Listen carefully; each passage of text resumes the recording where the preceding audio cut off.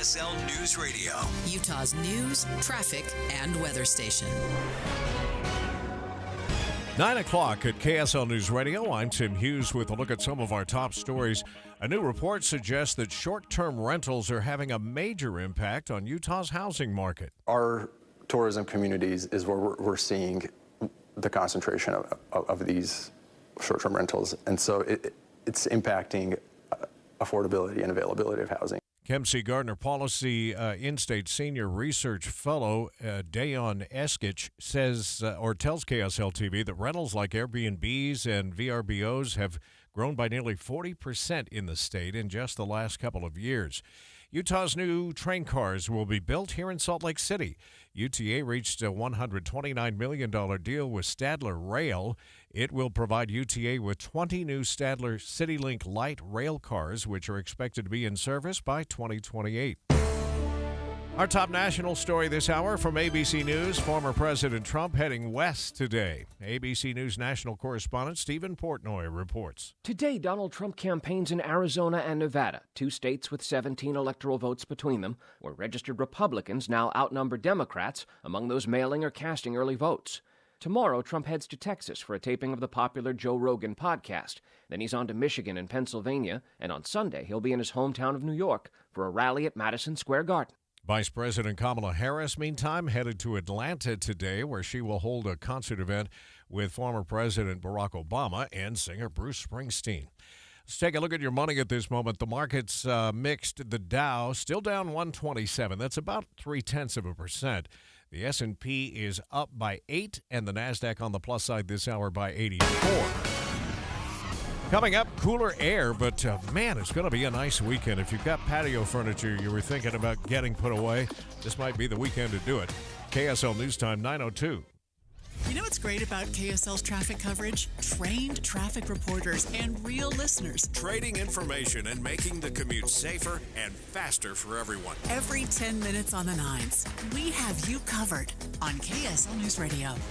Have you ever heard of the 5 Ps? That's right, the 5 Ps. These can be applied to most every area of your life, but it's especially true for you and your money. I'm Jeff Jr. with Trajan Wealth, and many years ago when I was a young man in the Marine Corps, I learned about the 5 Ps. Proper planning prevents poor performance. Now, you can't control what's happening with the stock market, but you can control how you plan for it. Trajan Wealth and our fiduciary advisors have been helping our clients with the 5 Ps for years. We have hearts of teachers and will never complicate by using financial jargon. Our fee structure is transparent. The more you make, the more we make. The majority of our clients come from other financial advisors. Isn't it time for a second opinion to allow Trajan Wealth to help you with the 5 Ps too? Call Trajan today at 801-899-7600 or visit TrajanWealth.com. Advisory services offered through Trajan Wealth LLC, an SEC-registered investment advisor. In a world where ugly siding, leaky gutters, and inefficient windows are sapping homeowners of their will to live, one company must save us all. This year, join RGS Exteriors as it embarks on a mission to eliminate outdated home exteriors, one Utah home at a time. Every plank of old, ugly siding must be replaced. Every leaky gutter must be eradicated. Every inefficient, energy-sapping window must be vanquished once and for all. Begin your epic remodeling quest by calling RGS Exteriors for a free estimate. Discover how a heroic team of experts will save your siding, gutters, or windows for a fair, no-nonsense price. Call RGS Exteriors at 801-280-3110 or journey online to rgsexteriors.com. RGS Exteriors, coming soon to a home near you. Moments like making my kids my famous meatballs mean a lot to me. But after being diagnosed with metastatic breast cancer, or MBC, which is breast cancer that has spread to other parts of the body, they mean even more. I take Ibrance, palbociclib. Ibrance 125 milligram tablets with an aromatase inhibitor is for adults with HR-positive, HER2-negative MBC as the first hormonal-based therapy. Ask your doctor about Ibrance and visit Ibrance.com. Ibrance may cause low white blood cell counts that may lead to serious infections. Ibrance may cause severe inflammation of the lungs. Both of these can lead to death. Tell your doctor right away if you have new or worsening symptoms, including trouble breathing, shortness of breath, cough, or chest pain. Before taking Ibrance, tell your doctor if you have fever, chills, or other signs of infection, liver or kidney problems, are or plan to become pregnant, or are breastfeeding. Common side effects include low red blood cell and low platelet counts, infections, tiredness, nausea, sore mouth, abnormalities in liver blood tests, diarrhea, hair thinning or loss, vomiting, rash, and loss of appetite. Let's get that look at traffic and weather together. Brought to you by Sinclair's DinoPay app. Save up to 20 cents a gallon. Mark's back in the traffic center. And the toughest spot in the valley, eastbound I-80, just before 13th East. That accident moved off to the right side. However, the damage is done as far as delays go. You'll find that if you're eastbound 201 just after 9th West. And if you're coming northbound on I-15 to go eastbound 80, you'll find the heavier traffic in place even before you get to 33rd South, mainly in the right-hand lane there. Out of Davis County, still looking at some heavier traffic, pretty much from 23rd North leading up to the downtown off-ramps. Get started on your dream kitchen or bath countertops with special financing from Bedrock Quartz for up to 18 months. Visit bedrockquartz.com for details. That's bedrockquartz.com. Mark Christiansen in the KSL Traffic Center. We anticipated a big drop in temperatures today, maybe as much as 20 degrees. So highs today will only get to, 58 degrees, I think is the forecast. Tomorrow warms up a bit to the mid-60s, and the weekend, 70s. But then the bottom drops out to start next week. Right now, with all that sunshine starting to warm back up a little bit, 48 degrees from the KSL Common Spirit Health Studios. I'm Tim Hughes. Listen online at KSLNewsRadio.com, Utah's news, traffic, and weather station. Dave and Dujanovic, your morning companions for talk, analysis, and key perspectives on Utah's biggest stories on KSL News Radio. The bond on the ballot. That's going to be our top story today.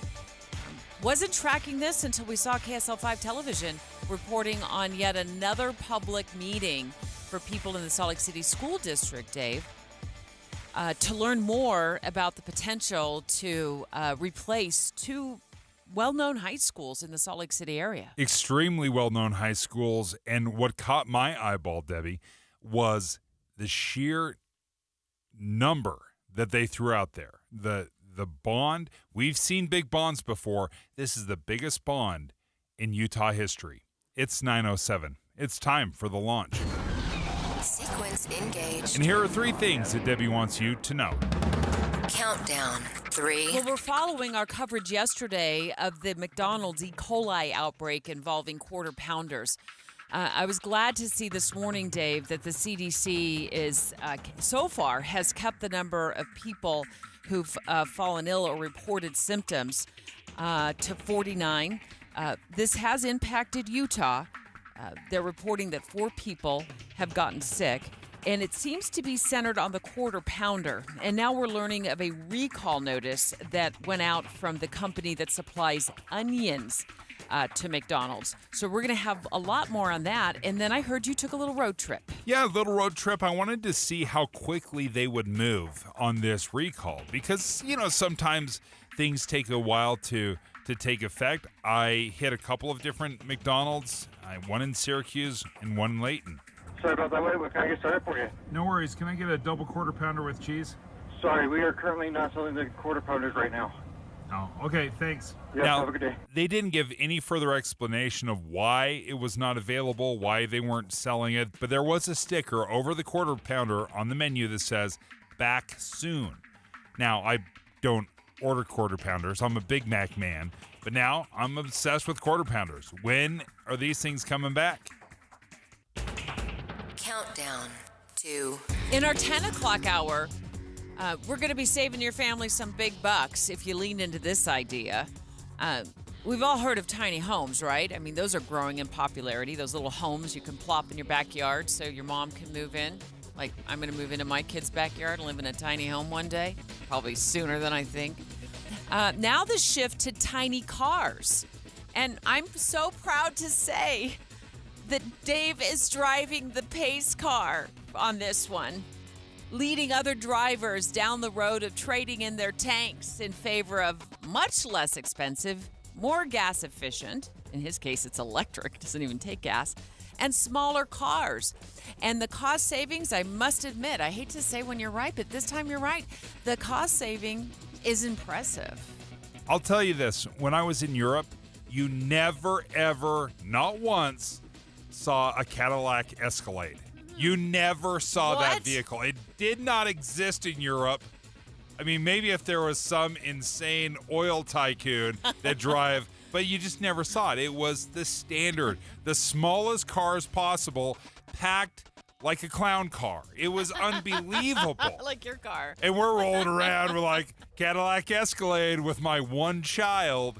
We love our big cars. So this shift to small cars, I've been there forever. I've driven the smallest car created by humans, the smart car, and I drove it for 13 years. So I am all in, and I will celebrate the shift to tiny cars. That's right. I was cool before it was cool.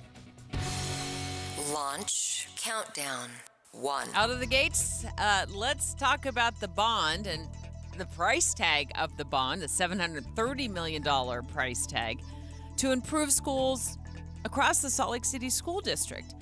But we're really going to focus in on this question. If it's approved, it does seem like it'll bring down the oldest high school in Utah, West High, born in the year 1921.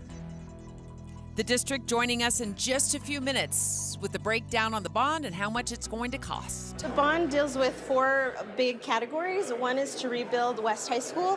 Second, to rebuild Highland High School. Third, to add an athletic field house at East High School. And fourth is to make sustainability improvements throughout the district. I like how you kind of just glossed over how much this bond was going to cost. You just said, oh, $730 million. You haven't heard my take yet, though. $730 million. This isn't just the biggest bond in Utah history. This isn't just the biggest proposed bond in Utah history. It's the biggest bond by $135 million. Dave and Dujanovic. The launch. Commence. Dave and Dujanovic. Special coverage of the top local story. Newsflash, Dave. Old schools need to be torn down and replaced. And when you talk of old, you can't find an older high school in Utah, or probably an older school in Utah, than West High, which sits just to our north here. And that is one of the schools on the list to be rebuilt. I just realized this morning that West High was built, and it's a miracle. It was built before I was born. It was built in 1921. Back when it was old-timey high schools. More than 100 years ago. It's the year the television was invented. Band-Aids hit the scene. And just a couple of years before the very first traffic light was installed. That's an old school. Yeah. And if you've ever been through it, and I've been through West many times, it is old. It feels old. It also is kind of cool because it is so old. It has a lot of characteristics, but quite frankly, when you're dealing with a building that has been around that long, it's just impossible to retrofit it enough where it makes any sense. So there's no question. I'm not arguing that at all, that West needs to come down and put up something new in place. That totally makes sense. Highland High, also in the sights of this new $730 million bond that's on the ballot. 1, 2, 3 o'clock, 4 o'clock, rock. 5, 6, 7 o'clock, 8 o'clock, rock. 9, 10, Highland coming on the scene when Bill Haley and the Commons hit it big with 1955. It's part of the bond, Dave, that needs to be replaced. I hate to burst your financial bubble over there. Yeah, I guess in comparison, it seems like a new school, but yeah, 1955. Because it's only 70 years old. Yeah, it's only 70 years old. It's not, 100 Think of the years. technology, though, that is getting installed in the newer schools. And can these schools continue to keep pace with that as we're moving more and more down the technology highway? It's a great point. I went to Farmington High School, and when they redesigned that, one of the things they pointed out to me as I was taking a tour is on the steps. There were steps from, the first floor to the second floor where kids would kind of sit and gather. They installed electrical plugs on the stairs because they knew Kids are going to eat their lunch on the stairs. They're going to sit and visit on the stairs, and they need to be able to plug in and charge their phones. They had numerous plugs on the stairs. It looks totally out of place, but that's how they use them. You think West High has any plugs anywhere near a stair? Of course not. They never even thought about this. So the ever-changing schools, they need to keep up with the times. And when you bulldoze this, I guarantee this is the kind of stuff they will be adding in. But we want to talk more with the Salt Lake City School District about your concern, that $730 million bond price tag. And also, what bang for the buck will a taxpayer get? How much will this cost homeowners when they call in next? 1, 2, 3 o'clock, 4 o'clock, rock. 5, 6, 7 o'clock, 8 o'clock, rock. 9, 10, 11 o'clock, 12 o'clock, rock. We're going to rock around the clock. Salt Lake City School District dialing up the rotary dial phone to call into the Dave and Dujanovic show in 3 minutes. Dave and Dujanovic. A lot of us are filling our workdays with podcasts. When you're working, go to KSLNewsRadio.com. Click on Dave and Debbie's podcast and pick a topic and story length. Podcast with Dave and Debbie. Then get to work with KSL News Radio.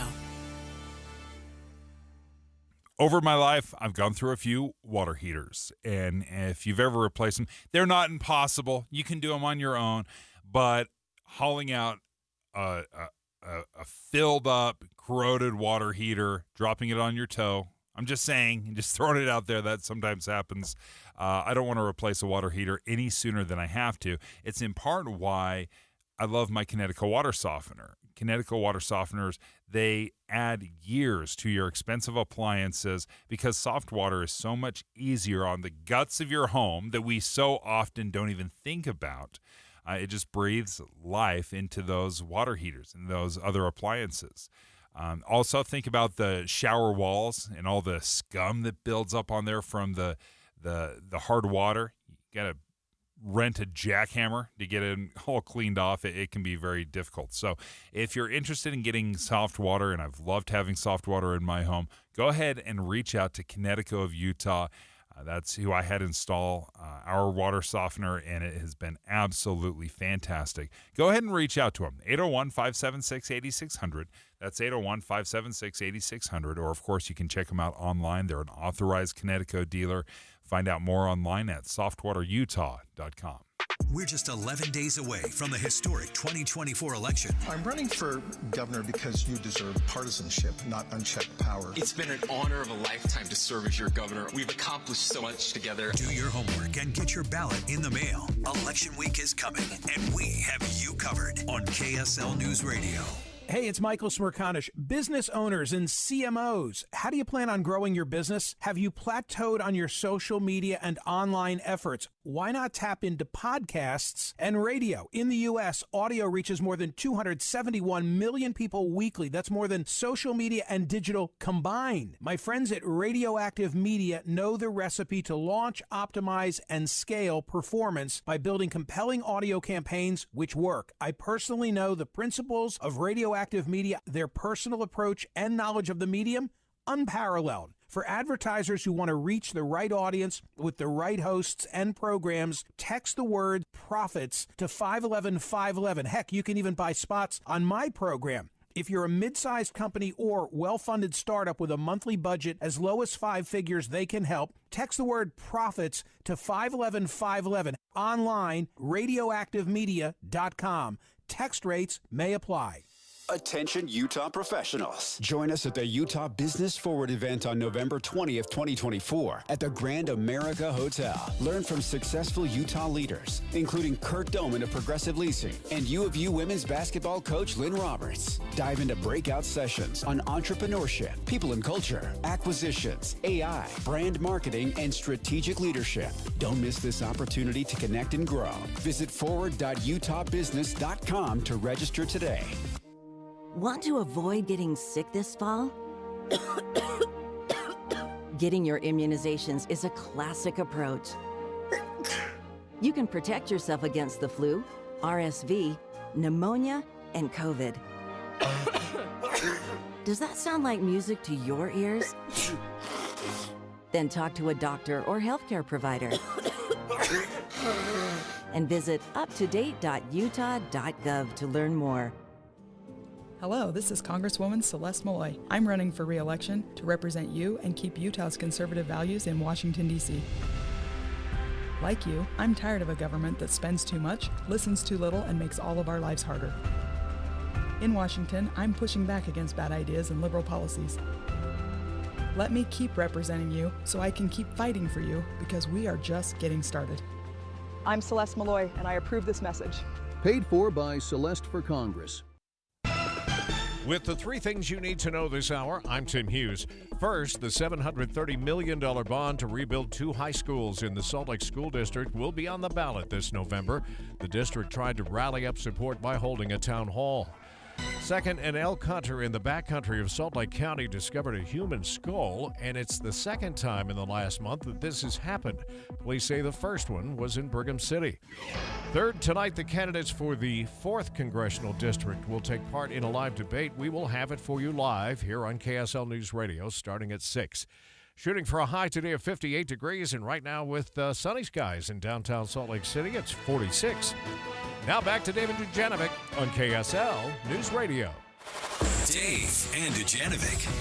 Dave and Dujanovic. Special coverage of the top local story. The Salt Lake City School District going to be joining the line in just a moment. The big thing that Dave and I are talking about right now is this bond that's on the ballot if you live in the Salt Lake City area.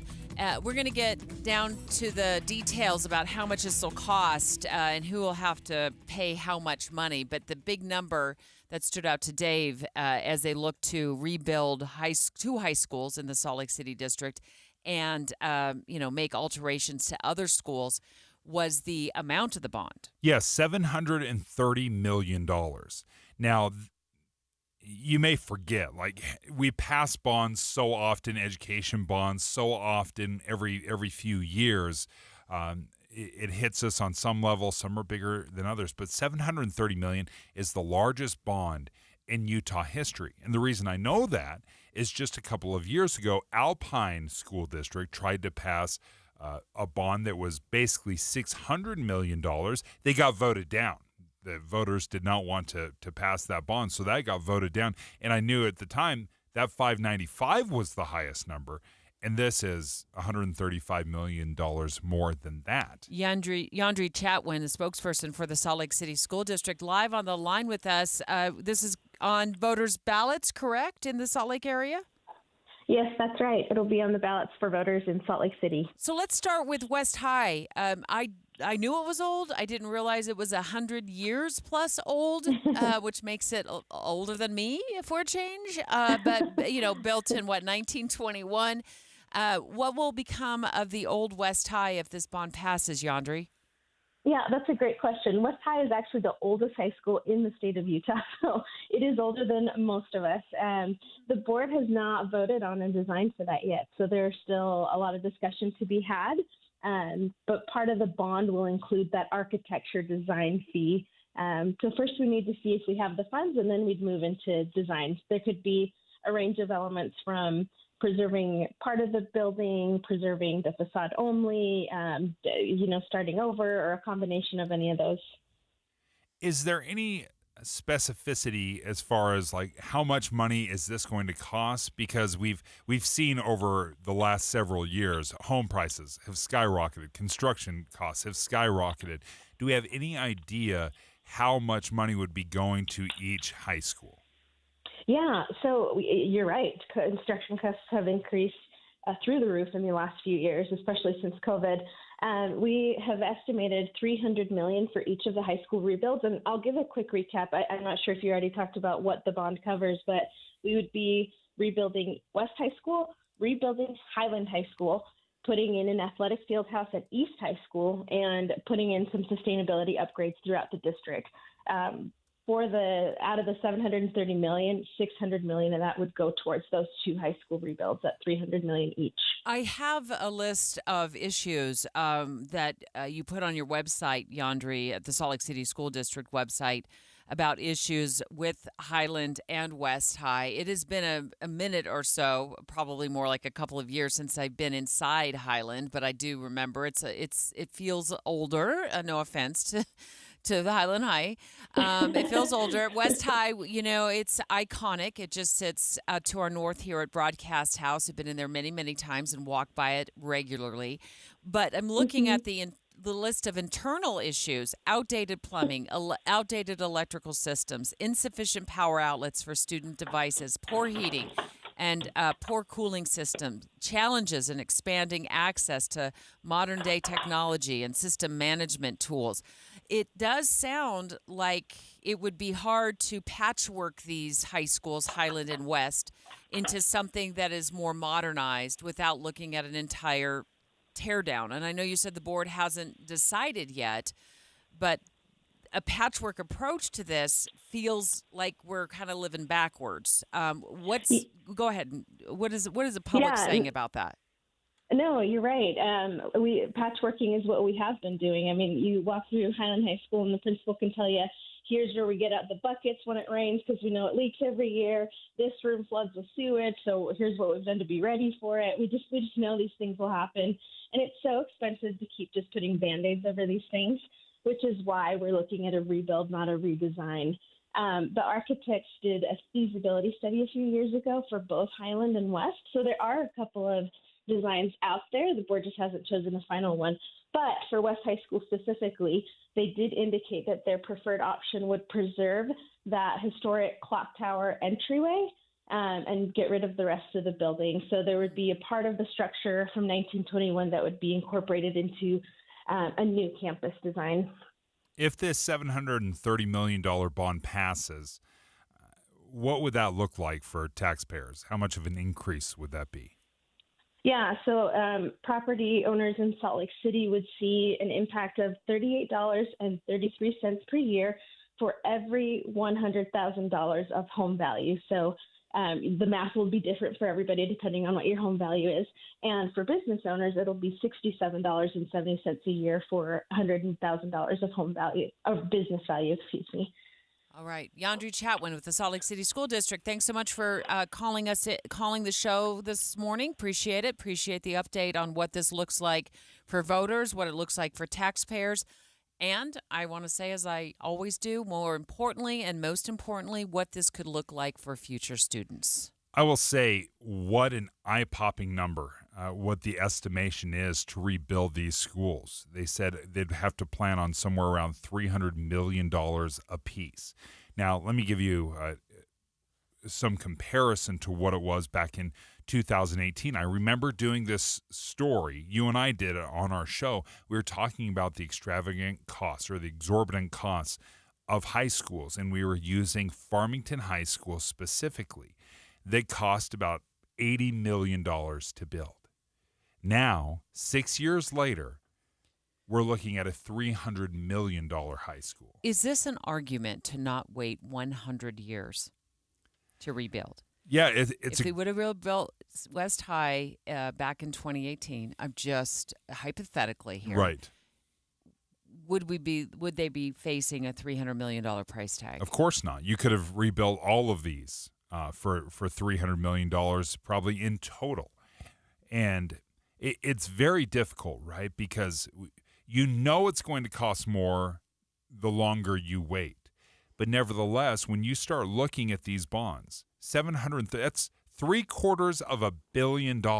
And that's just one bond. You got 50 other bonds that you've passed over the past 20 or 30 years. That's a slight exaggeration, but you are carrying bonds every couple of years. A new bond passes, and there's over $1 billion in bonds per school district because these bonds are passing. So, excuse me, when you're looking at a $730 million bond, my concern is there going to be too much sticker shock for folks when they look at that and they say, that's too much, and I'm going to vote it down, because these are dependent on the voters. Well, and if you look at $38 per $100,000 of home, There's not a home in Salt Lake City that's valued at $100,000. So it's going to be, you have to be per 100,000. So if you're sitting on a $700,000 home, just do the math on that. $280. Yeah, a year. A year, yeah. A year. And this is a question that is facing Salt Lake City voters. In the 11 o'clock hour, Dave wants to take a deeper dive into what happened when the Alpine School District, which is by far much larger than the Salt Lake City School District by tens of thousands of students, but what happened when voters said nope to a bond in the Alpine School District, and that bond price tag was $595 million. $135 million less. Straight ahead, we're going to talk about, we're going to debate the value, or maybe for some they're invaluable. Short-term rentals, those nightly rentals. If you own one, maybe you love the fact that you can rent it out on a nightly basis. But if you live next to one, not so much. With the three things you need to know this hour, I'm Tim Hughes. First, the 730. 9:30 at KSL News Radio. I'm Tim Hughes. Let's look at some of our top stories this half hour. Utahns experiencing homelessness can still vote in this year's general election, but they need to act quickly. Registering to vote requires an address of some kind, and State Director of Elections Ryan Coli tells KSL at night it only has to be a place where they lay their head at night. However, you do need a government ID in order to register in Utah. They do have to provide some sort of ID to you. Utah does require that at the time of registration. The deadline to register to vote and receive a ballot in the mail is tomorrow, Friday, October 25th. You can also still register and vote in person on Election Day at polling locations around the state. Cowley says questions about registration can be directed to your county clerk. Tonight, the candidates for the 4th Congressional District will take part in a live debate. We will have it for you live here on KSL News Radio starting at 6 o'clock. Now our top national story this hour from ABC News. Palestinian officials say an Israeli strike on a school in Gaza where displaced people were sheltering has killed at least 17 people. The strike came as U.S. Secretary of State Antony Blinken and Israel had accomplished its objective of effectively dismantling Hamas and that ceasefire negotiations would resume in the coming days. Let's take a look at your money at this moment. Hasn't changed much from the futures earlier this morning. The Dow in the red by about 180. The S&P is up slightly with a gain of 7.5, and the NASDAQ tech stocks up 103 this hour. Coming up, colder today, and then we'll start to warm back up for the weekend before it looks like maybe a real change in the weather is coming next week. KSL News Time, 9:32. We hope you have the right app on your phone for news. You probably have dozens. But the KSL News Radio app, well, it makes our live stream super easy. Plus, our talk shows are right there as podcast for your workday. That's the app for KSL News Radio. Life can feel hard or overwhelming sometimes, but you don't have to face things alone. Getting help for yourself or someone you're worried about starts with a call or text to 988, where you always have someone to talk to, someone to help you, and somewhere safe to go. 988 Utah is here for anyone experiencing mental health challenges or emotional distress. 988 Utah can even help you navigate how to support your struggling loved ones. Whether you're struggling with anxiety, depression, or suicidal thoughts, trained professionals are ready to listen and provide free, confidential support 24/7. Utah, don't hesitate to call or text 988 for you or someone you care about. The caring staff at 988 Utah can connect you to the right resources. Learn more at 988.utah.gov. What's up, everybody? I'm Mike Wilson with Any Hour Services, and if you have a drain that's clogged or backed up, after you've tried the plungers and products, the next step usually involves some kind of drain snake or cabling equipment. You see, sometimes the blockage is far enough down the line that you need special equipment that most homeowners just don't have. That's where the Drains Department at Any Hour Services can help.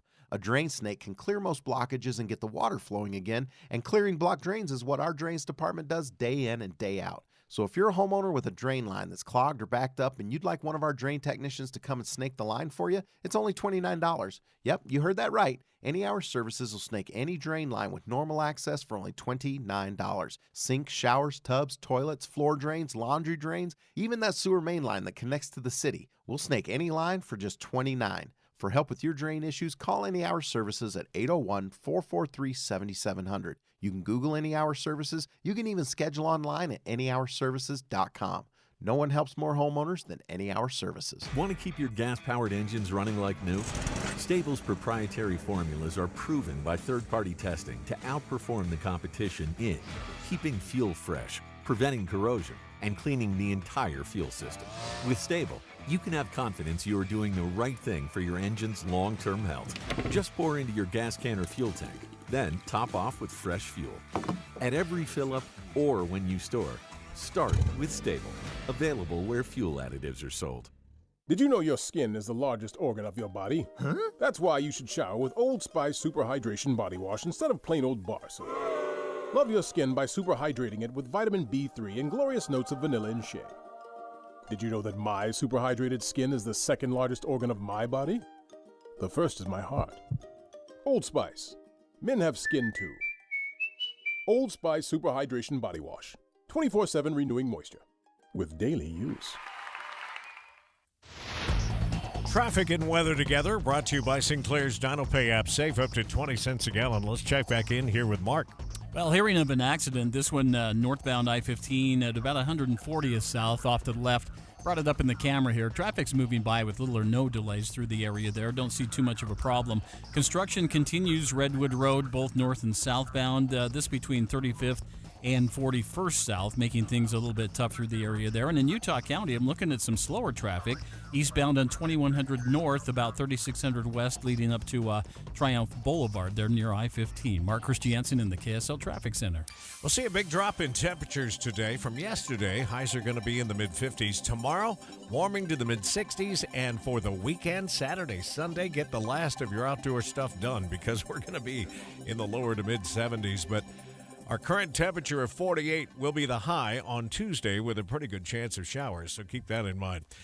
It is 48 from the KSL Common Spirit Hill Studios. I'm Tim Hughes, reminding you to listen online at kslnewsradio.com, Utah's news, traffic, and weather station.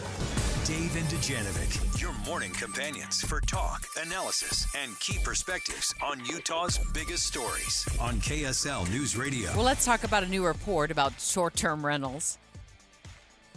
These nightly rentals, as some of you call them, they're booming across Utah. And if you're making money at renting your home, maybe you love it.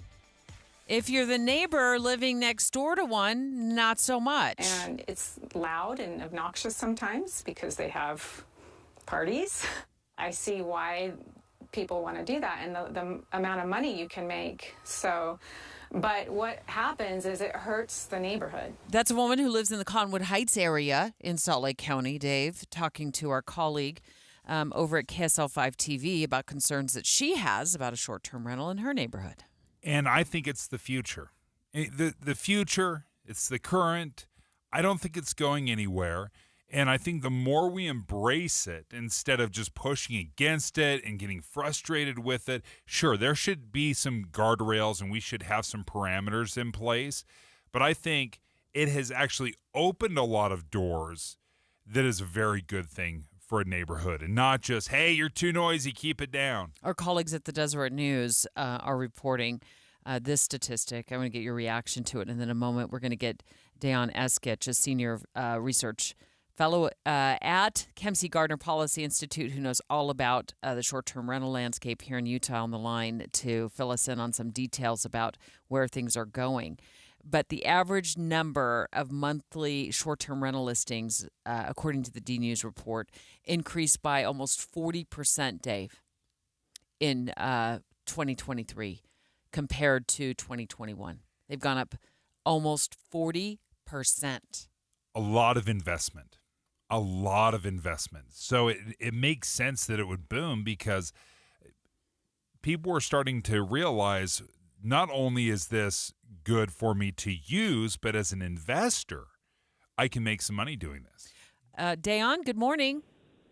Good morning. Dayon Eskich with Kempsey Gardner Policy Institute. We know you know a lot about this. You've been looking at this. Let's talk about that. Is that one of the upsides for homeowners, is that they have this option or even investors to rent out their home on a nightly basis?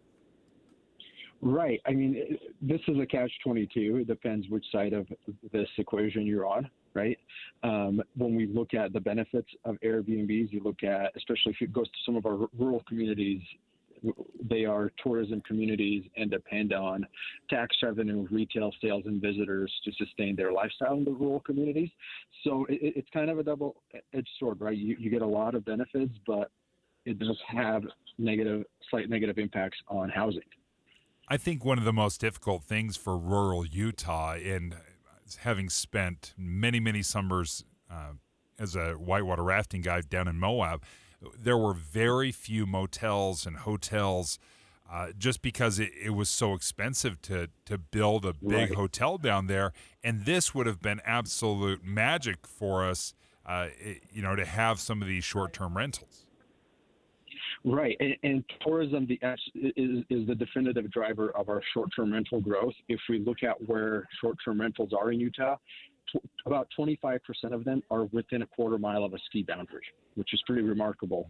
And then over 80% are within 10 miles of a state or national park. So it's really concentrated in these communities that are tourism heavy, such as, you got Summit, Grand, and Rich counties. That's where we see a lot of share. Dayon, just a few seconds ago, you hinted at the downside and it involving the housing market. I would imagine if somebody's using their home as a short-term rental, that would mean that it doesn't go on the market for maybe a first-time home buyer to buy. Right. So two pretty interesting things we found in the studies. Where short-term rentals are concentrated, they tend to be in higher income, more affluent, higher-priced neighborhoods. And then also, obviously, they're in tourism areas, so tourism areas are losing housing stocks. So, for example, in Summit County just last year, for every 10 new residential units they built, there was an increase of 14 new short-term rental listings. So they're actually losing their existing housing stock. Where we look at it on the Wasatch Front, if we annualized the current number of short-term rentals, it's somewhere between 3 to 6 months of our housing supply. So it would not have a significant impact on our housing market on the Wasatch Front, but definitely in some of our tourism areas it would. Well, thank you for joining us, Dayon Eskich, a senior research fellow at Kempsey Gardner. What's the debate here, Dave, on your end? Well, I think instead of fighting this and being frustrated with it, I think we can really look at the positives that short-term rentals are bringing. And it's very easy to say, oh, well, it's good for you if you own the house. I think it's good for the owner and it's good for the renters as well. I think it's difficult. That's the nicest way I could put it. If you're the neighbor. And it's loud and obnoxious sometimes because they have parties. I see why people want to do that and the amount of money you can make. So, but what happens is it hurts the neighborhood. She lives in my former community of Cottonwood Heights, and when I called the city many years ago to ask about short-term rentals, I was told I couldn't do that. And you know what I did? I didn't do that. Rule follower. I'm a rule follower, but more importantly, that's about as important as it can get, but living next to something like that, I could totally see why they're doing that, Living next to something like that where you're kept awake all night or there's a constant turnover, it's like a hotel, but you didn't move into an area where there was a hotel, it's a neighborhood street. Yeah, I'm disappointed to see this boom happening. And I think that we need to figure out what the regulations are so we can have some formality and equality among these different cities when it comes to short-term rentals. I know that sometimes it can get a little rowdy, right? If you're renting it out and people are visiting, maybe they want to have a barbecue or party. I've heard of stories where they're standing on the rooftop. What do you mean like a little? And they weren't repairing the roof. They were partying on the roof. What do you mean a little rowdy? Yeah, well, that's you crossing. You just don't know what you're going to get. But that's crossing the line. You don't know what kind of neighbor you're going to get. all of us have had neighbors that are worse than any short-term renters out there. So it really is a luck of the draw or a throw of the dice. You don't know what you're going to get. Maybe you get good renters. Maybe you have good neighbors. You just don't know. There's no guarantee just because they are short-term renters that they're going to be any worse than your neighbors or any better. But again, I'd like to break down in this next segment, and let's take some phone calls on this. I think there is an upside, not just for the owner, but I think there's an upside for the renters of short-term leases as well. Oh, and what about the neighbors? Is there an upside? Look, Dave is team love, short-term rental. I'm team loathe. Whose team are you on? 801-575-TALK, 801-575-TALK. Dave and Dujanovic. You know KSL is the only news radio for your car, right? The only news radio for your smart speaker. Come here in the morning. It's the latest news and traffic. In the afternoon, news and updated weather. We have you covered at KSL News Radio.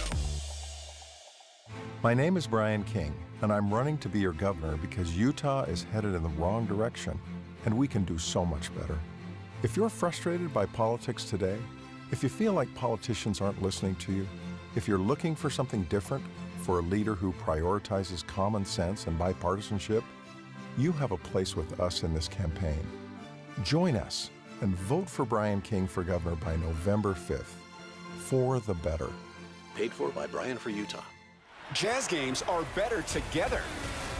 Host an unforgettable night at Delta Center with colleagues, friends, families, whoever. Group tickets are the best way to get everyone together to cheer on the Jazz. Pick from a variety of options for seating, dining, and game day experiences. Start planning your big night at the game by calling 801-355-DUNK, emailing group sales at utahjazz.com, or simply visiting utahjazz.com.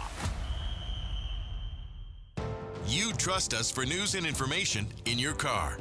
Now trust us at home. KSL News Radio has you covered, keeping you informed on the latest breaking news, weather, traffic, sports, and more. Listen on your Amazon Echo or Google Home device. Just say, Alexa, open KSL News Radio. Or listen on the KSL News Radio Listen app. Text the word app to 57500. KSL News Radio.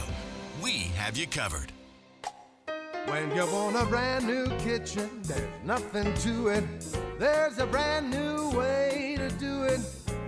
3-day kitchen and bath. Rochelle talks about her experience with 3-day kitchen and bath. It was a wonderful experience. I had heard about them on the radio. They come out to your house. They let you know what they do. They let you pick out your features, your colors, and then they come into your home. The morning they start, they walk you through this is what's going to happen, and you leave for a few days, and you come home, and it's done. Was it easy? It made it easy because you're not in the middle of a mess for 2 or 3 months. Left on a Tuesday morning, and it was done on a Thursday night. We came home Friday morning early because we were so excited. What was your reaction when you first saw it? Wow. Wow. It's about time. 3 days or less. At 3-day kitchen and bath. Stay warm and worry-free this winter with Gillette Services. Call 385-GET-HEAT now. A Carrier factory authorized dealer. This is Jeff Stout with Fink and McGregor, Mortgages Made Simple. There are lots of mortgage lenders out there, so why choose Fink and McGregor? Here are some good reasons. We are a broker. That means we can shop loan terms on your behalf, including loan programs, rates, and closing costs. We make it easy. We can take your application within a few short minutes, either on the phone or in person, on our fast application website, 4minutemortgage.com. We can help sift through options to find the best solution for you. This can include loan programs, credit fixes, or loan strategies. We are fast, really fast. Most loans close within a couple weeks. Start to finish, we are here for you. Apply today at 4minutemortgage.com. Fink and McGregor, Mortgages Made Simple, 801-264-9494. That's 264-9494. Or on the web at finkmcgregor.com, NMLS 289115. Exciting news! Master Electrical Services has joined Mountain Home Services. The holidays are fast approaching. At Western Nut, we've been making gift giving easy for almost 60 years. From beautifully crafted gift baskets and nut boxes to famous house-made fudge and brittle, all created with the highest quality ingredients to satisfy every taste bud. If corporate gifting is part of your list, look no further. Our in-house team makes it simple. Just send us your addresses, we'll handle the rest. Shipping directly to your clients, coworkers, or team members. No stress, no hassle, just beautifully packaged gifts that make a lasting impression. Office managers, executive assistants, let Western Nut take one thing off your plate to help make the holidays less nutty with the best in the nut business. Come see us downtown and be transported to a holiday wonderland with unique ornaments, glittering water lanterns, and fun seasonal dish towels. Perfect to spruce up your home or surprise someone special. Western Nut Company, more than just the best nut gift boxes in Utah. A holiday tradition. With the 3 things you need to know this hour, I'm Tim Hughes. First, we've seen some strong winds this morning, which are expected to bring our temperatures down about 20 degrees from yesterday. Highs will only be in the 50s. Second, Utahns experiencing homelessness will still be able to vote in the current election, but they may face some obstacles in registering. State officials say it is still possible. And third, wildlife officials say deer and elk herds are not migrating to lower elevations yet, but say those herds will probably start that move within the next couple of weeks. We're shooting for a high today in the mid-50s, and right now in Salt Lake City, it's 48 degrees. Now back to Dave and Dujanovic on KSL News Radio. Dave and Dujanovic. Well, there's a woman by the name of Heather McKell. She lives in the Conwood Heights area, and she spoke to our colleague at KSL 5 Television about the concerns that she has living next to a short-term rental. And it's loud and obnoxious sometimes because they have parties. I see why people want to do that and the amount of money you can make. So, but what happens is it hurts the neighborhood. I can see her point of view. Living next door to a short-term rental would be tricky. Cars coming and going, Dave. Somebody comes in and decides they're going to be taking a ski vacation for 2 weeks, hanging out there and throwing parties every night. They do have some noise ordinances in place already, right? That are supposed to take care of some of this. You can't be, super loud during the week, lights off at 10, whatever it might be. There's city ordinances that should control most of the problems. But I will say there are so many, I don't want to discount that either. Those are important things to address, and we need to make sure that that is addressed. But let me just talk about some of the benefits that I see in short-term rentals. 801-575-TALK. Do you love it? Do you loathe it? I'm Team Love. Team Davis, Team Love. Love the short-term. Loathe. And we're speaking about this today because the KMC Gardner Institute at the University of Utah just released a new report talking about the increase, really big increase in short-term rentals, particularly in areas like Summit County and in other spots that are really close to touristy areas. When we look at the benefits of Airbnbs, you look at, especially if it goes to some of our rural communities, they are tourism communities and depend on tax revenue, retail sales, and visitors to sustain their lifestyle in the rural communities.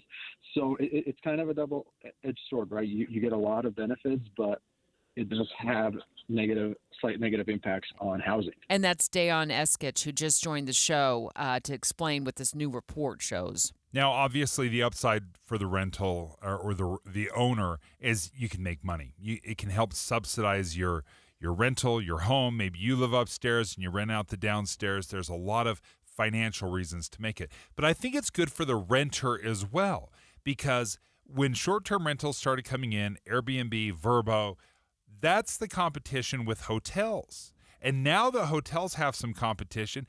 They've had to lower their prices and compete. Before, they were the only game in town. Also, when you're renting versus signing a one-year lease, my brother rents out his basement, and one thing that he's noticed is people are looking to stay for 2 or 3 months while their house gets built, or they're moving, or they have a short-term assignment at Hill Air Force Base, whatever it might be. He's loved saying, hey, you can have it for 2 or 3 months. So it's kind of that medium-term rental, not necessarily the long weekend vacation. Hi, Brett. Hi, how are you? Good. You love it or loathe it? No matter which way you look at it, when you're talking about accessory dwelling units, when you're talking about short-term rentals, income streams from that, of course it's going to be good for the renter and the homeowner. But the neighborhood, statistically, it's never been good for anything. And to say the fact that the city is going to police the fact that the noise ordinances and all that other kind of stuff that go on, that is just egregious in my eyes, because we all know that that's never going to happen. You want this place to turn into California, then don't regulate any accessory dwelling units, don't regulate any short-term rentals. Day in, day out, you're going to have people coming through your neighborhood every day, and to say that you don't know what kind of neighbor you're going to get, let alone what kind of renter you're going to get, let alone what kind of person's going to come in there and rent that unit for the one night. I don't even know how Doug can make that statement, because I can't believe something like that. Like, why would you even risk? You're talking about if you had 7 days of the week and 7 different people come in, that the chances are pretty high that it's not going to be anything good for the neighborhood. You're going to have cars parking all over the street. The cars being parked, that's a great point. I mean, that's a very fair and valid point. When you've designed the neighborhood in the first place and now you're adding double the cars, you don't have the parking, you don't have the area, especially in winter where you have snow and you can't park on the road. That is a major problem, Brett. Thank you. Kathy in St. George, what do you think? Well, I live next to an Airbnb, and I have lived there for 6 years and never had one problem. That's great. With the Airbnb. I also own an Airbnb in Salt Lake City, and the reason I do Airbnb instead of long-term rentals is because Airbnb vets the people that are going there. The people that rent Airbnbs are rated just like the Airbnbs are rated. And people don't rent. I don't rent to anybody unless they have 5 stars. That means they've behaved themselves somewhere else. So they're not throwing a party at somewhere else, right? Because they would get a bad rating, is what you're saying, from the landlord of the previous Airbnb that they were in? Right. Okay. And so you get good renters. My house has been rented in Salt Lake now for 7 years to short-term rentals. A lot of times they are a couple of months. Like Dave said, people building a home or people working in Salt Lake City for a temporary job. But the repairs on this house have been nothing more than a broken picture frame that fell. Everything else has been maintenance.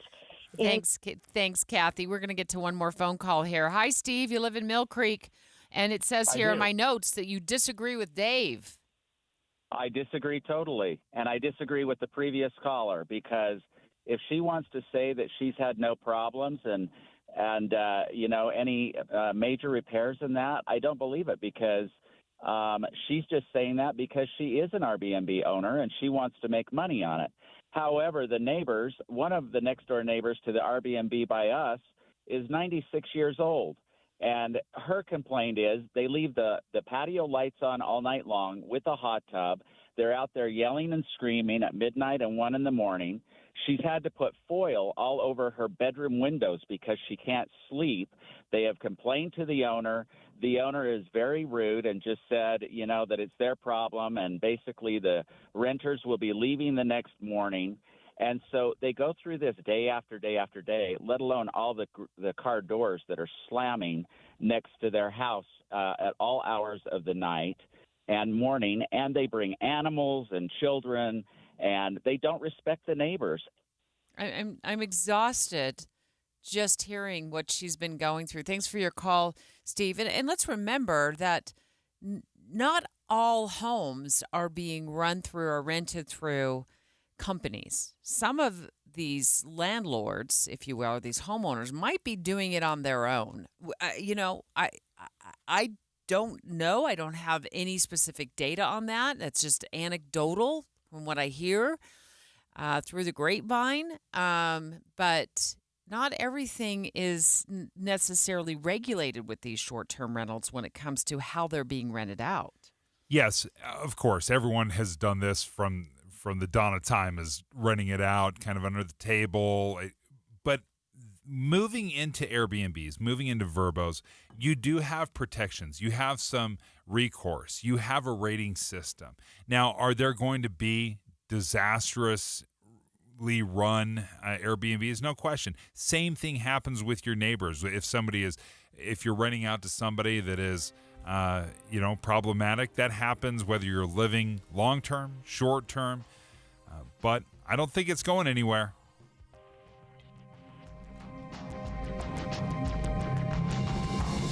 KSL FM Midvale. KSL Salt Lake City. From the KSL Common Spirit Health Studios, this is KSL News Radio. Utah's news, traffic, and weather station. It's 10 o'clock at KSL News Radio. I'm Dan Bomas. KSL's top story this hour. A human skull was discovered by a hunter in the backcountry of Salt Lake County. Second time this has happened in the past month. KSL News Radio's Michael Commit has more. An elk hunter discovered the top of a skull last week in the backcountry of Salt Lake County. This happened roughly 2.5 weeks after an antler hunter near Brigham City found another human skull. Police looked for more remains in both of these cases, but none were ever found. And both skulls being held now by the medical examiner. Utah Jazz fought hard but came up just short to the Memphis Grizzlies in their season opener last night. Game went down to the wire. Grizzlies star John Morant helped put the game away in the final minute. Grizzlies held out for a 126-124 win. Now the Jazz are back at home tomorrow to take on the Golden State Warriors. Our top national story this hour. Former President Trump has shifted his position on whether he supports Florida's abortion amendment. He initially indicated that he would vote for the measure to repeal the state's 6-week abortion ban, saying you need more time than 6 weeks, but now he says he's voting against that measure. Kamala Harris has made reproductive rights a key issue in her campaign for president. Your money at this moment, the Dow Jones average down on the day now, 236 points, while the NASDAQ is up 88. And our KSL weather looks like a sunny but cool day today. That's next. KSL News Time, 10:01. It's a priority for us at this station to bring you all sides of a story and to talk about the news fairly, completely. Get all the facts and be really aware. Utah's Morning News with us, Tim and Amanda. Weekday mornings 5 to 9 on KSL News Radio. Do you worry about how much someone drinks? Do you feel angry or depressed most of the time? Do you feel neglected or unloved? Do you feel you attract people who tend to be compulsive or abusive? Do you have money problems because of someone else's drinking? Are you afraid or embarrassed to bring your friends home? Do you feel that if the drinker loved you, she or he would stop drinking? If you answered yes to any of these questions, you are not alone. More than half of all adults have a family history of alcoholism. Not everyone trapped by alcohol is an alcoholic. Families and friends are suffering too. Al-Anon and Alateen can help. Call 1-866-200-0223 or visit alanon.org/help. Most of us like to be out in the sun. That's why sunscreen and other safety measures are key to protecting your skin from aging and cancer. The FDA recommends using a sunscreen with an SPF of 15 or higher. Also, look for broad spectrum on the label. That means both harmful ultraviolet A and B rays are blocked. Remember, SPF plus broad spectrum equal healthy fun in the sun. Visit www.fda.gov/sunscreen for more information. A message from the U.S. Food and Drug Administration. An airliner takes off from the Pacific Northwest, carrying 101 passengers and crew. Most aboard Flight 293 are active-duty military and their families, headed to Cold War assignments in Alaska. Surveillance of the Soviet military buildup. But somewhere over the ocean, with no distress call, the airliner plunges into the icy water below. Even if all 4 engines quit, that aircraft would fly. There were no survivors and no bodies were ever recovered. For decades, loved ones were left to wonder what happened to Flight 293 and why hasn't there been any follow-up? The government turned its back. Passengers and crew of Flight 293 were forgotten by everyone. except their families. Unless we pursue it, we'll never be issued a true explanation. Unsolved Histories: What Happened to Flight 293 is available now. Follow us at unsolvedhistoriespod.com or wherever you get your podcasts. Traffic and weather together, brought to you by Sinclair's Dino Pay app. Save up to 20 cents per gallon. And here's Mark Christiansen. Well, Dan, looks like an accident. This one southbound I-15 about 4100 south. They did have some debris in the middle lane. Looks like they've cleared that and moved the cars off to the left side. You're still looking at delays now. Back to about 3500 south. If you get past that, traffic does pick up, and then it slows down a little bit over the south interchange, just kind of that whole group of traffic that was very slow through the area. Westbound on the 201 looks really good through 3200 west, and no problems eastbound I-80 from the airport to I-15. Advanced Window Products offers Graber window coverings, high-end quality with the best warranty. Save 30% off when you mention KSL. AdvancedWindows.com. Mark Christiansen in the KSL Traffic Center. 58 is all we get for a high today. Temperatures rise back into the 70s before they drop again on Monday. No chance of rain until then. Right now, 50 degrees, partly cloudy. I'm Dan Bomas from the KSL Common Spirit Health Studios. Listen online at kslnewsradio.com. We're Utah's news, traffic, and weather station. Dave and Dujanovic, your morning companions for talk, analysis, and key perspectives on Utah's biggest stories on KSL News Radio. Dave, when I unfurled my 2-page ballot to vote, I looked at Amendment C, I read through it, and I said, I'm going to read that backwards and forwards because I'm pretty sure we already vote to elect our sheriffs in this state. And Amendment C reads, shall the Utah Constitution be amended to have the office of sheriff be elected by voters? And I want the rest of you cowboys to know something. There's a new sheriff in town. I mean, do we not already vote for the office of sheriff? So what is going on with Amendment C? We're going to take a deep dive into this. Yeah, this is something, obviously. We do not elect our police chiefs. Right? I've never seen elect police chief or re-elect. It's always re-electing the sheriff. And then I'm trying to figure out, okay, well, what is the role of the sheriff and what is the role of the police chief? Because my understanding is that it's the mayor, typically, that will hire the police chief, but we will elect our sheriff. It does get a little confusing, right? So who's in charge? So what are the priorities? Sheriff we elect here in this state. Not quite sure if this is the case all over the country, but we elect our sheriffs here, and they run things like the county jails. You know, they monitor and provide security for county facilities. If you go to the courthouse in downtown Salt Lake, you got to get your bags through a detector, like a metal detector, and then you see the sheriff officers, the sheriff's deputies standing right there, right? And then they usually patrol unincorporated county areas, you know, like the canyons here. You see the sheriffs up in the canyons. Or maybe in areas that haven't become officially a city, they'll patrol those areas. Greg Skordas, our KSL legal analyst, you've been in the system as one of the good guys for a lot longer than I've been aware of all this. Did I describe it pretty well, what the sheriff's office does and why we elect sheriffs to do what they do? Yeah, you described it perfectly. And we have historically elected the sheriffs, but it's not because we have to. It's just because we have. And so some counties have said, well, it's not required.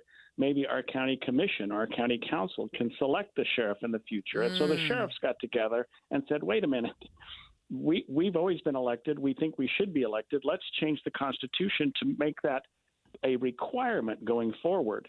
So there hasn't been a lot of pushback from it. There hasn't been a lot of objection to it because I think most people just assume we're doing it anyway. So why buck the trend?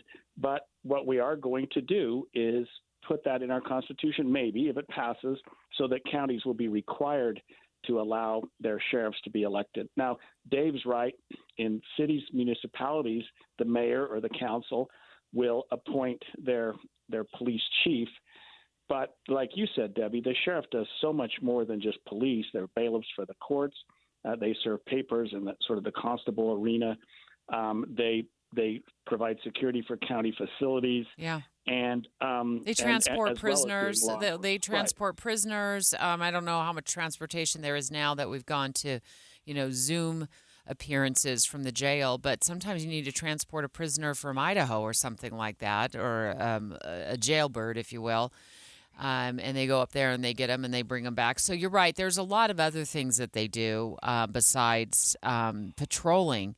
But this idea of solidifying it in the Utah Constitution, I don't know. Sometimes I look at things and I think, is this just an answer in search of a problem? I didn't know we had a problem in this state, but I also didn't know it wasn't cemented in the Utah Constitution. I just figured this is just how we've always done it. Right. And I think that some counties have felt like their sheriffs were not serving them the way they should. So their county commission said, wait a minute, we can just appoint the sheriff going forward.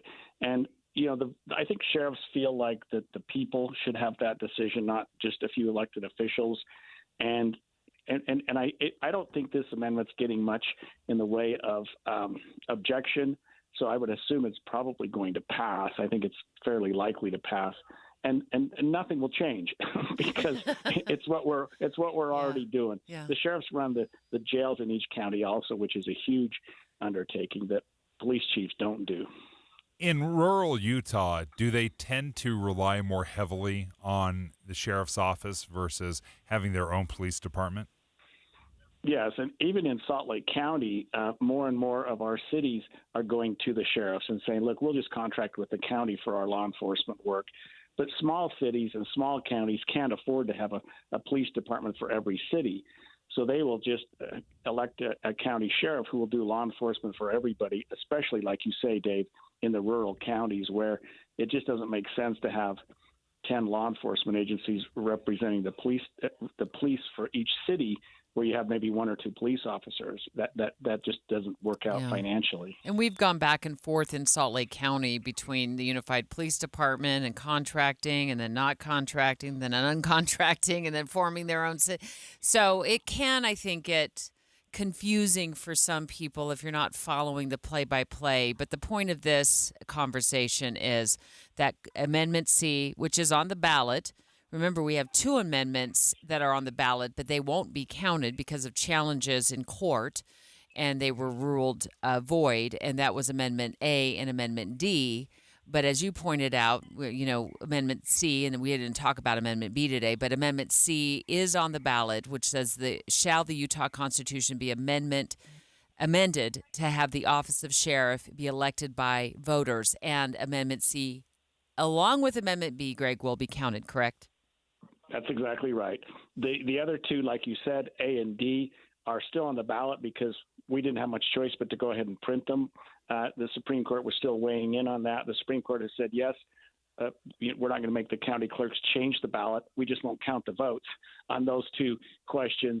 But the other 2, B and C, are legitimate constitutional questions. They'll be on the ballot, and the votes will be counted for those both. And the C, the one that we're talking about now, it's really important for each county and each county sheriff to make sure that the status quo stays in place, which has, by and large, I think, worked and served the counties quite well. Greg Skordas, thank you for joining us, our KSL legal analyst. Did it clear it up for you, Dave, on what the sheriffs do compared to what the police chiefs do? Yeah, and I think another little benefit here is when you have a changeover in the mayor or the city council, they typically, or they can, go in and say, you know what, I want my own police chief in there. So you lose some of that stability. Whereas if you have a sheriff and you like the job that they're doing, they could stay sheriff for decades. If you're unhappy with it, then you can just vote them out. I think it's an important part of it to have the sheriff, but it can be tricky because if you're unhappy with the sheriff, you may be change them out every 4 years, and you don't have that consistency. And you have a change in priorities. But nevertheless, I thought that this was the standard. I've always seen sheriffs being elected. I didn't realize that was more tradition than law. As we first reported yesterday on this show, Utah is part of the McDonald's E. coli outbreak. And we've got some new developments on that. As we said, there are 4 people in Utah who've been reportedly made sick after eating a McDonald's Quarter Pounder. And so as part of our research here, Dave drove around to a couple of McDonald's to see how quickly McDonald's had pulled the Quarter Pounder. Sorry about that. What can I get started for you? No worries. Can I get a double Quarter Pounder with cheese? Sorry, we are currently not selling the Quarter Pounders right now. Oh, okay. Thanks. Yep, have a good day. So, when are they coming back? Now, all I want is a Quarter Pounder. Dave and Dujanovic. Dave and Debbie go out of their way to make sure you hear all sides of a story. They're working the phones to get several viewpoints on for you. Hi, it's Tim and Amanda. We get you the full story, too. We have you covered on KSL News Radio. One of the things I love about Salt Lake City Fat Loss is it cut out some of those double Quarter Pounders with cheese in my life, at least in the short term. And it wasn't because of the E. coli outbreak. It's because I wanted to lose some weight. And with Salt Lake City Fat Loss, I saw some incredible results. I lost 57 pounds in 60 days, and I felt great. I was excited to get on the scale every morning. How often can you say that? You're excited to see the progress that you're making. Salt Lake City Fat Loss has the secret, the insight to lose up to a pound of fat per day. And you can find out more just by reaching out to them and scheduling a free consultation. slcfatloss.com is the website. If you use my name, you're going to get an extra $200 off the program. All you have to do is visit slcfatloss.com. Early voting has started in parts of Utah. Polls opened around 8 o'clock, and they had a pretty steady stream of people coming in to vote. Before you enter the booth or fill out the mail-in ballot, get in-depth coverage of the state races that matter to you. It's your voice, your vote. Elections 101 on KSL News Radio. In your car at 102.7 FM.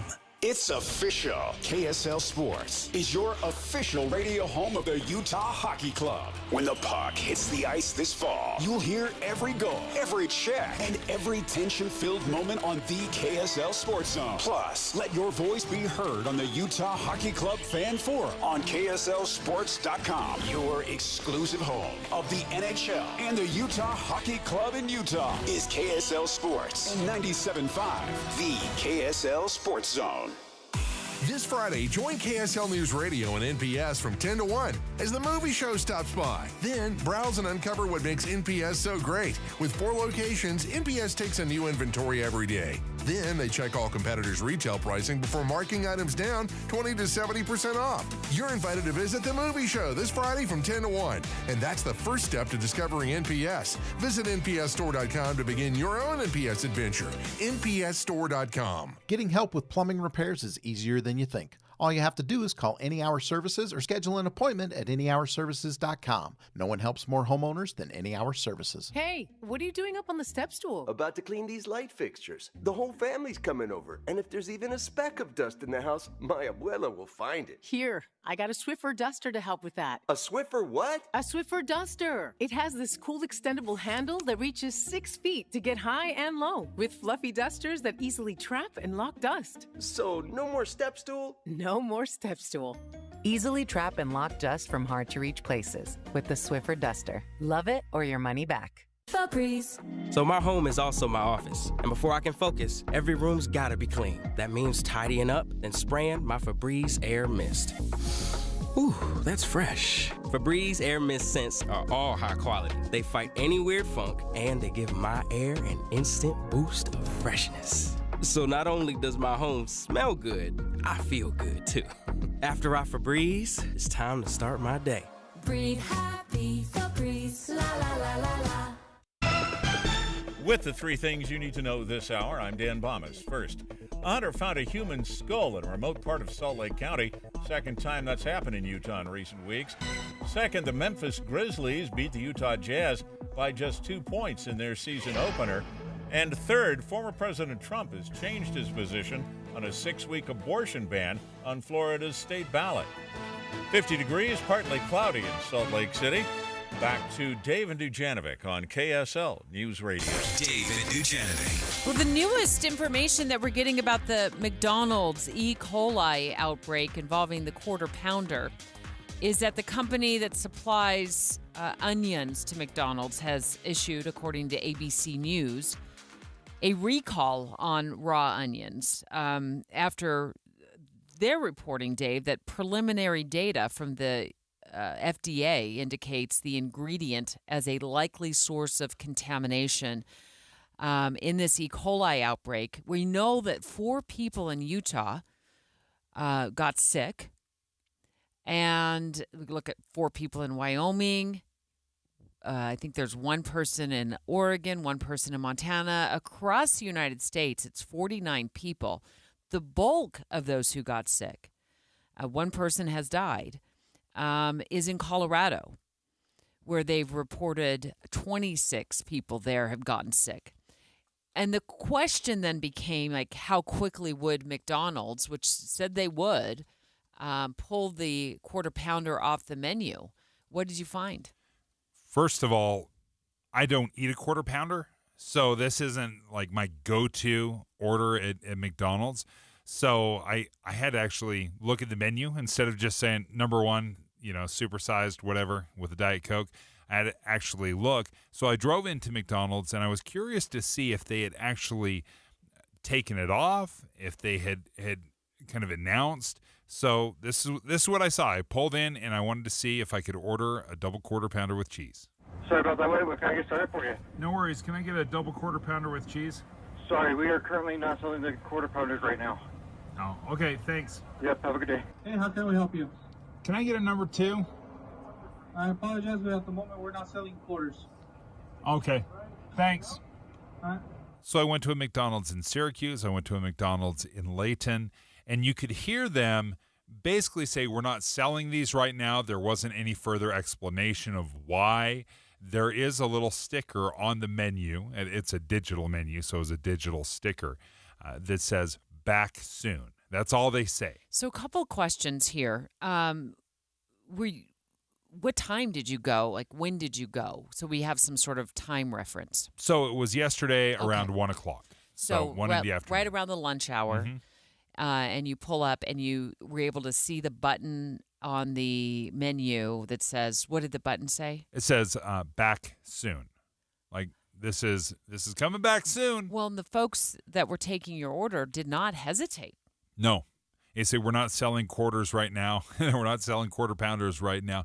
This is part of what stood out to me is typically when you go through a McDonald's at lunchtime, and this was probably 12:45, 1 o'clock, so right in the heart of lunchtime, it was drive directly through, like no stop. There was no line. There was nobody. There was a handful of people, but it had obviously, I've never seen it so empty during the lunch hour. Typically there's a line at McDonald's, and this one was not. It was very easy to get in.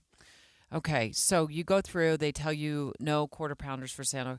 Well, I happened to be over by a McDonald's in my old neighborhood yesterday up in the Cottonwood Heights area, and I went through the line too, and I did ask about Quarter Pounder, and unlike you, this is my absolute favorite burger. And I'm not a newcomer to the Quarter Pounder. I've been scarfing Quarter Pounders down since I was a kid.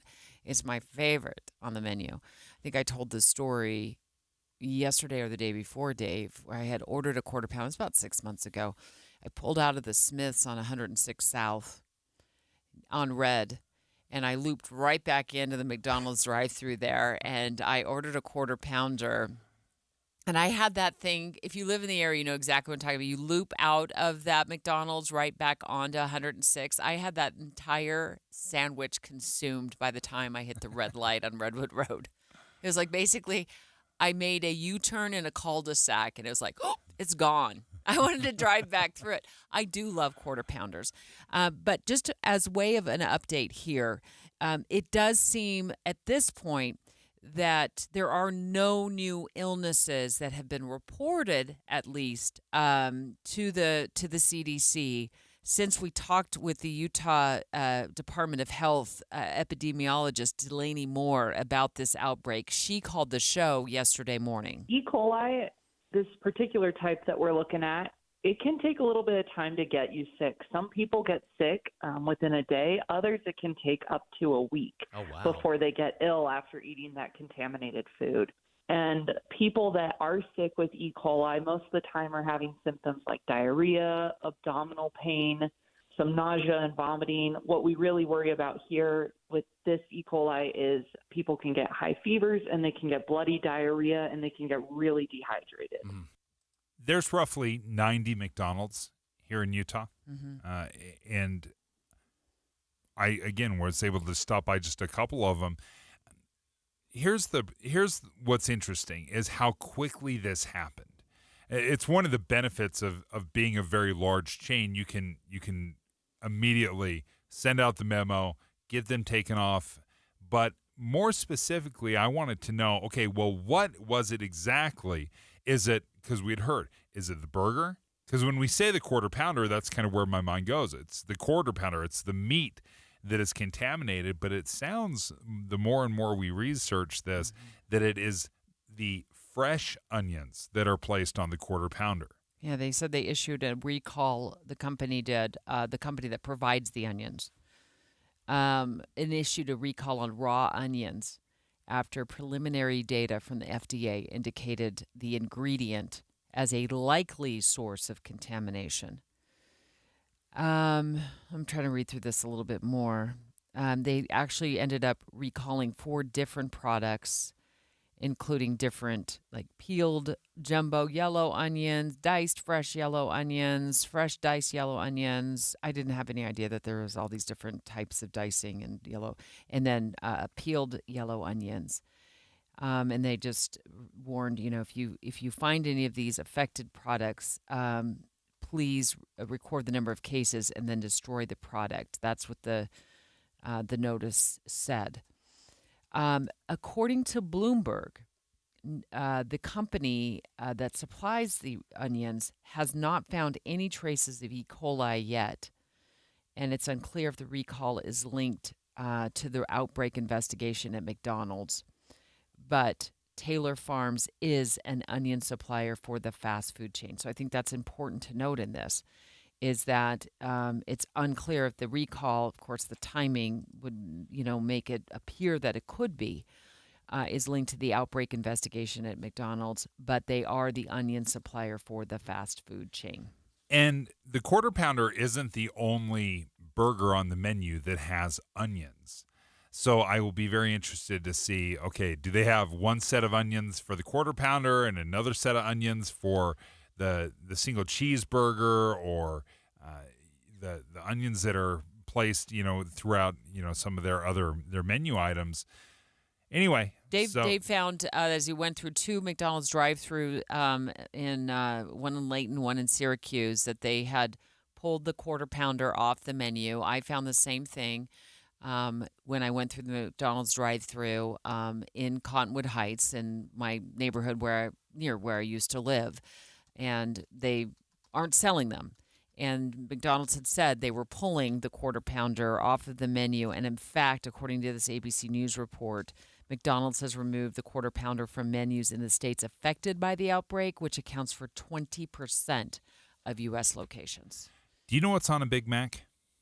2 all-beef patty, special sauce, lettuce, cheese, pickles, onions on a sesame seed bun. Pickles, onions on a sesame seed bun, but the Big Mac you can still order. Yeah. So it's not all onions at McDonald's. It sounds like it's the onions that are being used specifically for the quarter pounder. Caitlin, do you want to run in here real quick? Caitlin used to work at McDonald's, our producer. Do you want to maybe help us understand, even though you haven't worked there in a while, probably in about 10 years, how that works at McDonald's from what you know from your experience working at a McDonald's in Utah many, many years ago? So just for context, you have not worked at McDonald's for quite some time, right? When Since did you leave 2013, I think. It was when I left Price, Utah. Okay, for my so big adventure. Explain that. So I have no issues at all ordering the hamburger, any other hamburger off the McDonald's menu at all. And in fact, I'm really craving their hash browns right now. But explain to Dave and to our listeners what you recall when you worked at McDonald's with regards to the onions. So the Quarter Pounder uses slivered onions, and from when I worked there, every other sandwich burger used, I think it was called dehydrated onions. They're just like diced onions. They totally separate thing though. So slivered onions were like longer onions, more like the real onion you would cut for yourself. Were they pre-packaged and pre-cut? Yeah. Okay. Mm-hmm.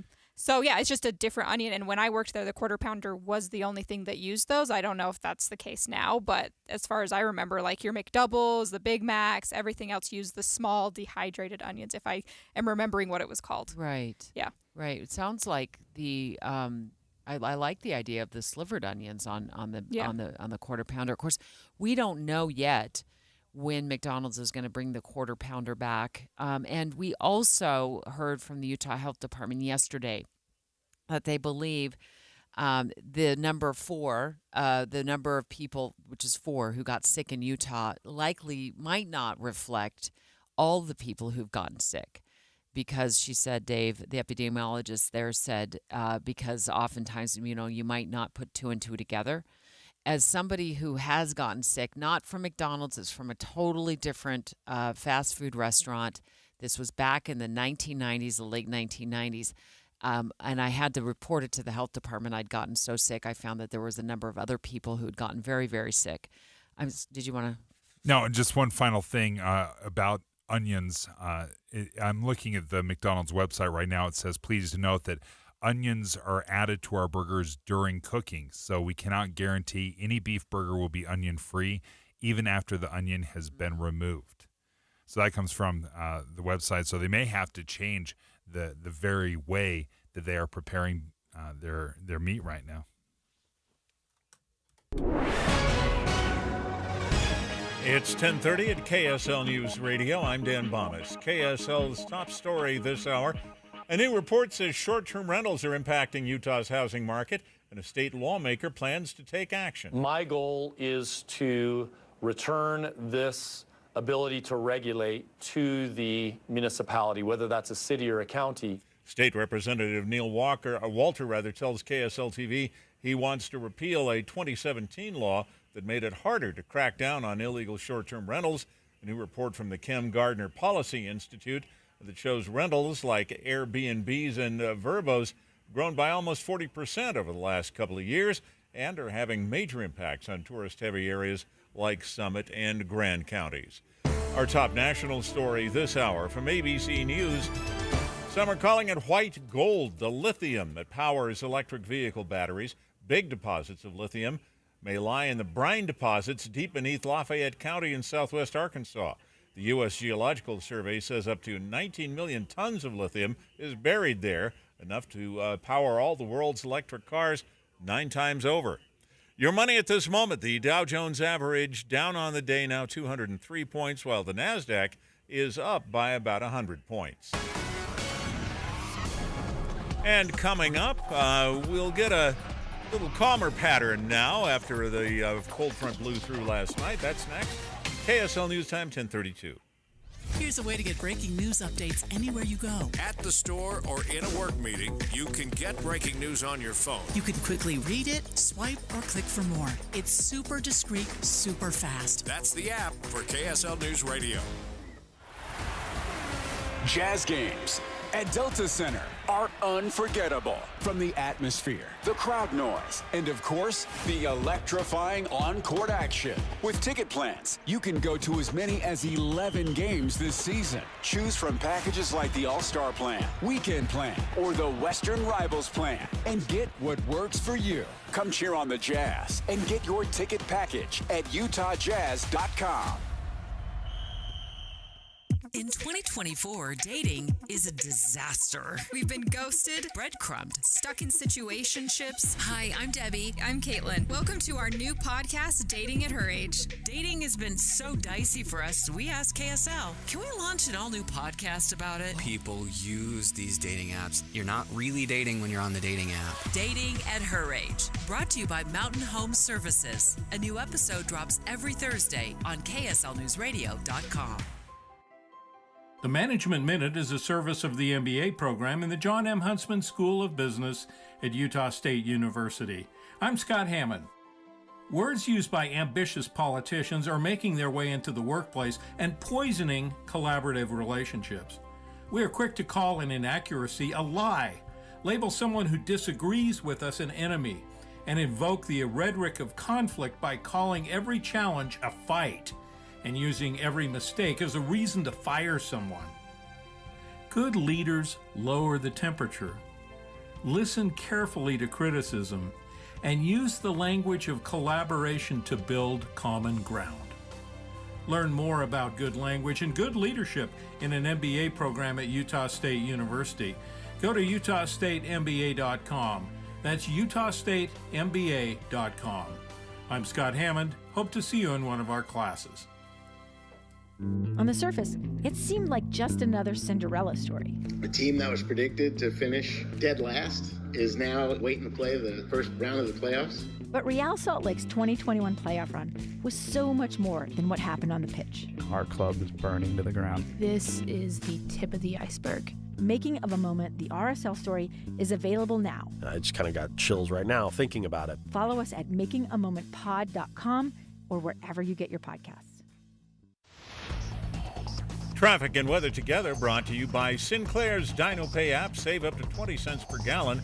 And here's Mark Christiansen. Well, I-15 headed southbound here in the Salt Lake Valley, returning to somewhat normal. They've been doing some various pothole coverings, some holes that have been pretty deep between I-15, 53rd South, and 72nd South. That's had traffic backed up through the area. An accident at 4100 South, still off to the left, but that's not really affecting the slow traffic. It's kind of already there and was moving southbound altogether. Looks like some very heavy traffic. Also, if you're trying to use Redwood Road, north and southbound between 3500 South and 4100 South, due to construction, they're down to a couple of lanes through the area, and that's just a messy situation on Redwood Road altogether. Mark Christiansen in the KSL Traffic Center. 58 is all we get for a high today, with temperatures rise back into the 70s before they drop again on Monday. No chance of rain until then. Right now, 52 degrees and sunny. I'm Dan Bomas from the KSL Common Spirit Health Studios. Listen online at kslnewsradio.com. We're Utah's news, traffic, and weather station. Dave and Dujanovic, your morning companions for talk, analysis, and key perspectives on Utah's biggest stories on KSL News Radio. Small cars are in. I actually like to call them tiny cars, like a tiny home. And those big tanks y'all are driving around are out. Let's go in depth on how much money it's going to save you if you go this route. And I'm happy to let you know that my co-host Dave Noriega is the pace car on this. I am totally the pace car, have been the pace car, and been the subject for a great deal of mockery. An incredible amount of mockery. Just because we have privately nicknamed your cute little car a tuna can. It is 100% a tuna can. I look like I'm Mr. Incredible crawling into this undersized clown car. And we need a shoehorn to pry you out of it. It's the not jaws of life. Do you remember the term from Volkswagen, Fahrvergnügen? Yes. It's like the joy of driving. I don't have that. Not when I'm driving in my little tuna can. For about 13, let's see, when did I buy it? For almost 14 years, I've had a smart car. A smart car, if you remember, is like the toy little silly wind-up car that you buy for your toddlers. That's what I have, but in car form. They've discontinued this vehicle, but it gets 43 miles to the gallon. It's amazing. And I was the only one that was driving it. Yeah. And it was incredible. I had it paid off in 5 seconds because it was so affordable. I bought it with, are you ready for this? 9,000 miles on it. So it was barely used. 9,000 miles. I paid $10,000 for it. That's exactly why people are looking at you as the pace car. It's the affordability. So let's get into some numbers, shall we, and see if we can convince our listeners to call in and lean into the idea of going with a tiny car.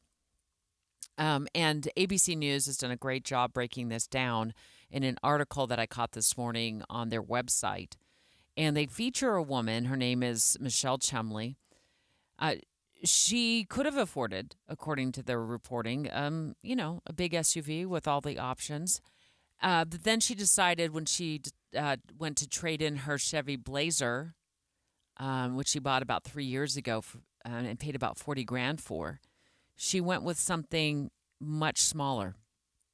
She went with a Chevy Trax, a compact SUV. Do you want to look that up? I did not look up what that cute little car looks like. A Chevy Trax, and it's TRAX, like our Trax trains here. They said it's just a compact little. They didn't use the word cute, but it sounds cute. SUV. Looks a lot like your RAV4. Does it? Well, I wouldn't say my RAV4 is cute. It's adorable. It's sweet. But I don't feel like my RAV4 was this price, unless I misread the sticker price when I was walking in through the dealership doors. These are costing maybe $20,000 to $30,000. Yeah. So she what is it? What is the price there that you're looking at? This Trax. About $24,000. What? Yeah. What? Sign me up. MSRP of 26. Where was that when I was buying my RAV? I love ago? my RAV. It gets 44 miles to the gallon because I bought a hybrid. I love it. Love it. Love it. But it wasn't between $20,000 and $30,000.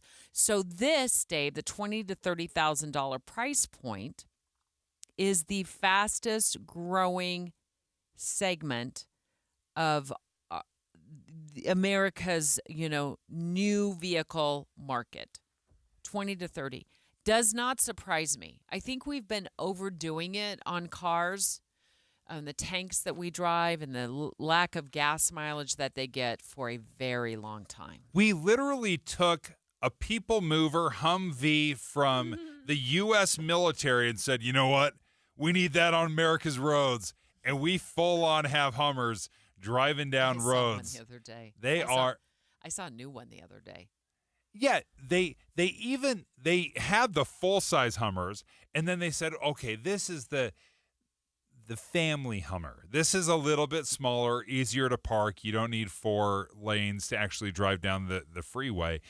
But this is how much we love our big cars. We love a Cadillac Escalade. We love these people movers.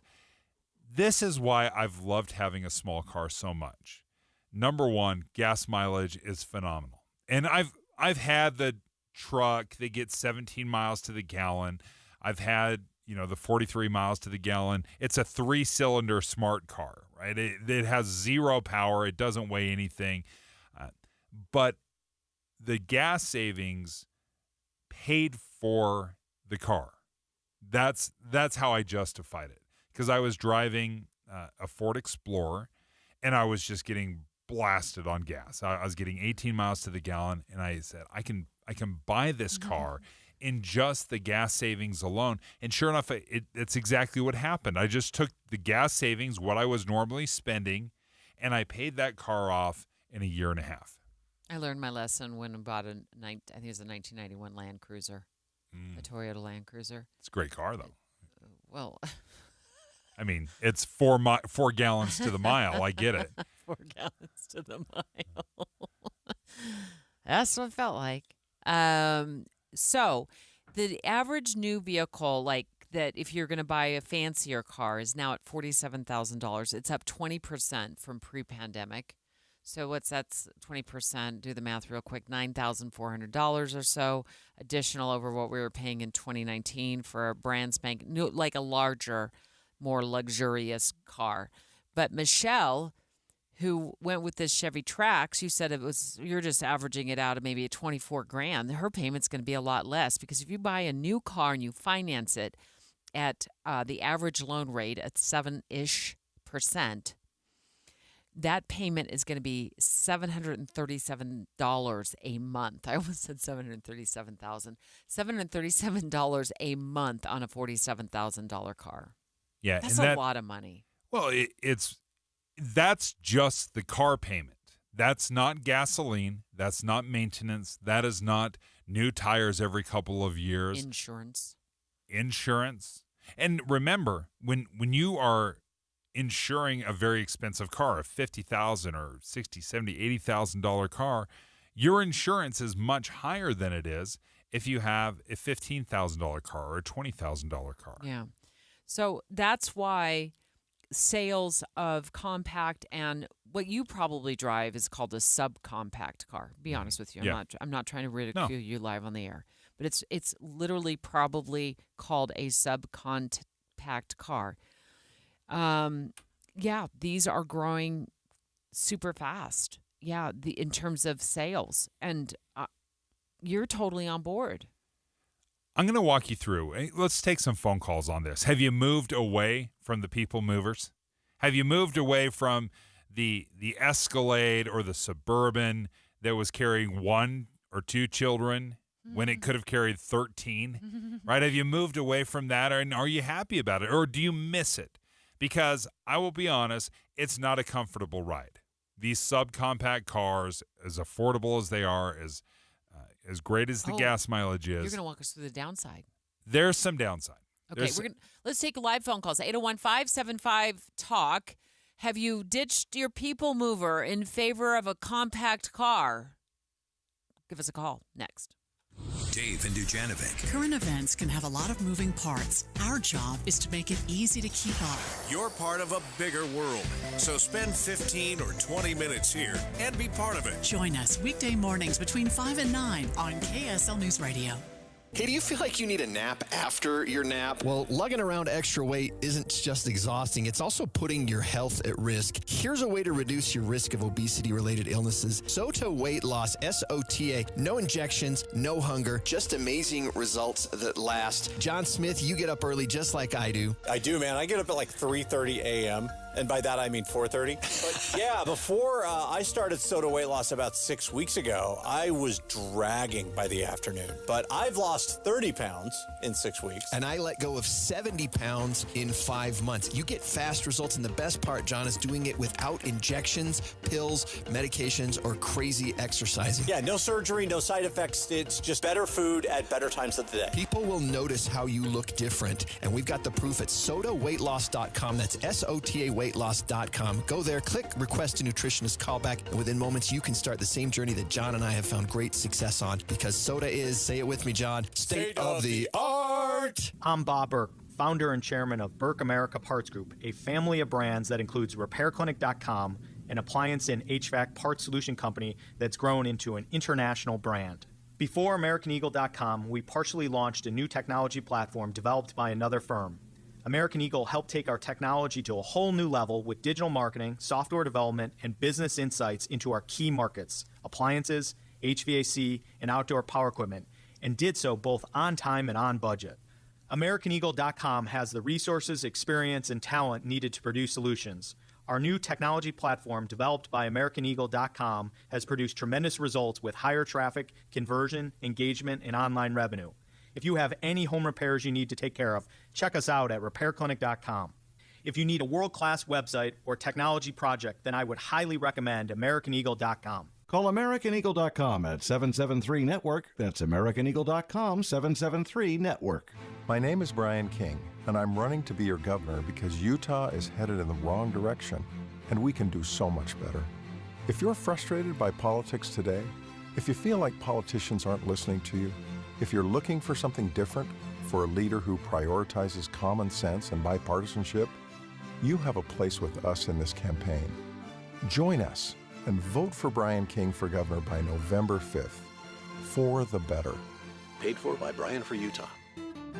Don't you deserve health care you can count on? Well, you can count on United Healthcare with Medicare plans that fit your life today and as your needs change tomorrow. You can enjoy reliable coverage and low out-of-pocket costs with a Medicare Advantage plan from United Healthcare. United Healthcare Medicare Advantage plans. Made for Utah, trusted everywhere.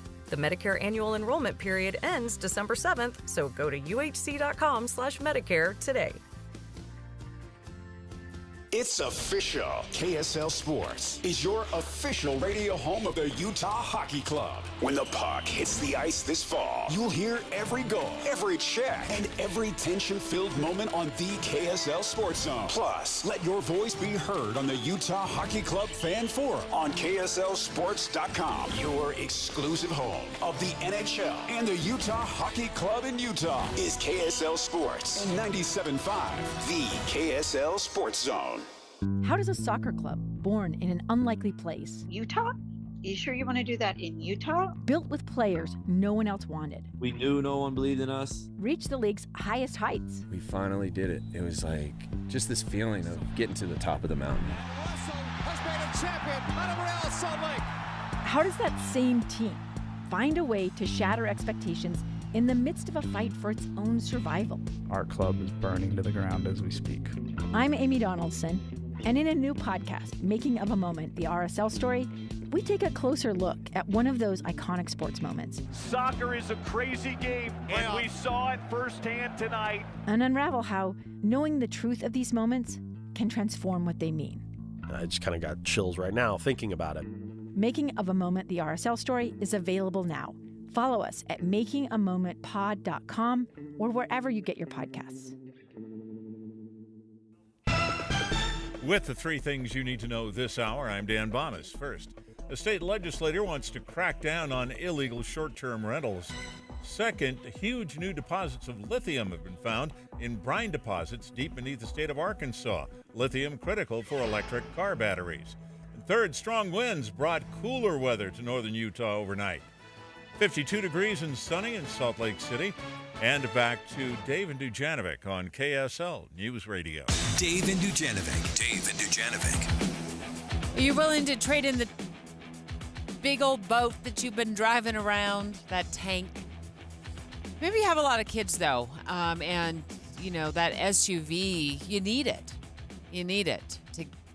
I once had a Chevy Suburban, and it was as used could be before we traded that thing in. In fact, it might still be sitting on somebody's front driveway. But a lot of people, Dave, according to this ABC News report, are moving toward a tiny car, even when they have the option to purchase a large SUV. They're moving toward a tiny car. It's cost effective. It can save $20,000, $25,000 on the sticker price alone. And you are leading the charge on this. And I have for years. In fact, I'm a big guy. I'm 6 feet, 6 inches tall. My head hits the ceiling of most cars. So being in a big vehicle is wonderful for me. I need the legroom. I need my head to fit in. But I've always chosen small cars just because they are affordable and they get good gas mileage, and I don't really care. I don't care what I drive, right? I don't drive for fun. That's not my thing. I don't want to have a Corvette, even though I think they're super cool. I don't fit in them well. I don't enjoy it. So if I'm not enjoying driving, and that's not like top of the priority list, I've always thought of it as a tool. So car gets me from point A to point B. I want to do it in the most economical and affordable way. And if I'm a little bit cramped, so be it. If you're just joining us, we're talking about this ABC News story. It was on their website. I caught it this morning, and I thought this is a perfect conversation for Dave and I, because he's been driving a small, it was smart car, and now you drive an electric vehicle that's just as tiny as your smart car was. I pulled in a few times in the parking garage behind you, and I feel like, my car is gonna swallow up his car.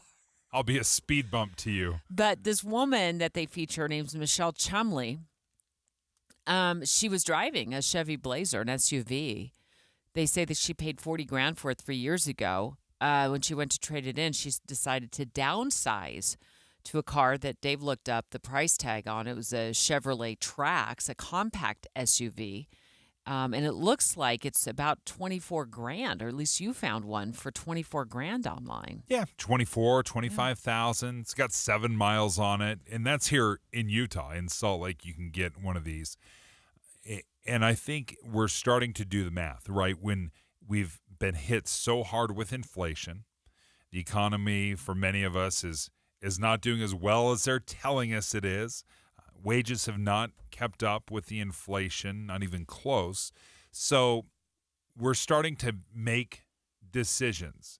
And we're starting to realize, as I have years ago, the car, that's not my hobby. I don't drive a car. I don't go on Sunday drives. I don't do that. I don't enjoy that. I just need to get to work. So I can do it in a more affordable way. That's exactly what I'm going to do. So a larger vehicle, a new large vehicle is going to be about $47,000 right now, which is a 20% increase since pre-pandemic. That, if you finance it at 7-ish%, which is about what car loans are right now, it's going to be $737 a month. And so the math makes sense. You know, if you can get into a smaller car, it makes sense for your family to do so, and you save $25,000 by getting into that smaller vehicle. Maybe it is more economical too in terms of gas mileage. That's all awesome stuff. But before the break, you said, "Oh, I need to point out some downsides to driving a small vehicle." What are those? Obviously, a safety issue. Right? If I'm driving a tank, I'm going to feel safer. And I am safer, right? I mean, if you're driving a big vehicle, then you're just naturally safer. So a smaller vehicle is more susceptible, especially if you get hit by one of these very large vehicles. So you feel when you get into a larger vehicle, you just naturally feel safer in that car. Okay. Absolutely. Vision is much better in a bigger, a larger car. If I'm sitting up higher in a truck or something like that, I have better vision.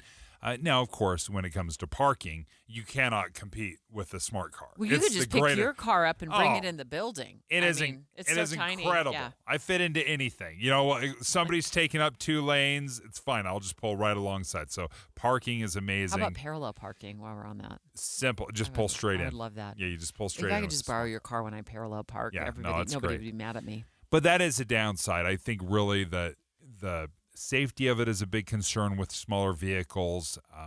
I take that into account.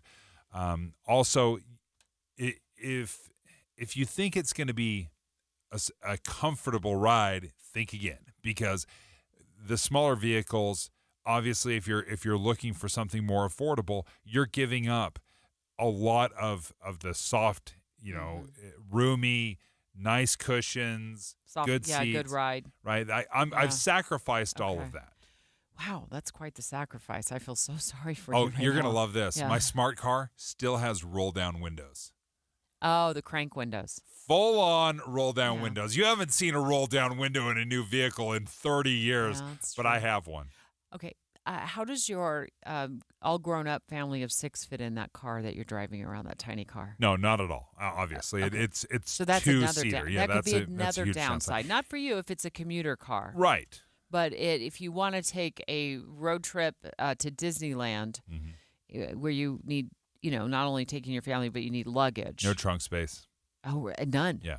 I mean, there's a little bit of it behind the seat. Like what would it fit? A small trip to the store. It doesn't fit golf clubs. Really? Yeah, no golf clubs. In fact, I have to lower the passenger seat, and I put my golf clubs. You use it to go golfing in? It's like you'd be better off with a golf cart. It's not. I've had golf carts that were bigger than the smart car, and that is no joke. But 43 miles to the gallon, and it was awesome. Well, I think for me, the biggest selling point isn't the 43, because mine gets 44.2 as of this morning to the gallon.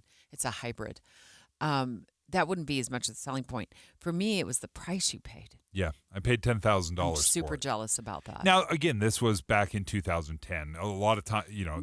You've recently bought another car. You're not still driving the smart car. I still have the smart car. If anyone wants it, I'll give it away to you. If you guys are interested, just hit me up. You can have the smart car. I've always wanted a red car. Yeah, it's red car. The paint's peeling. A little pinkish. Engine's That's fine. perfect.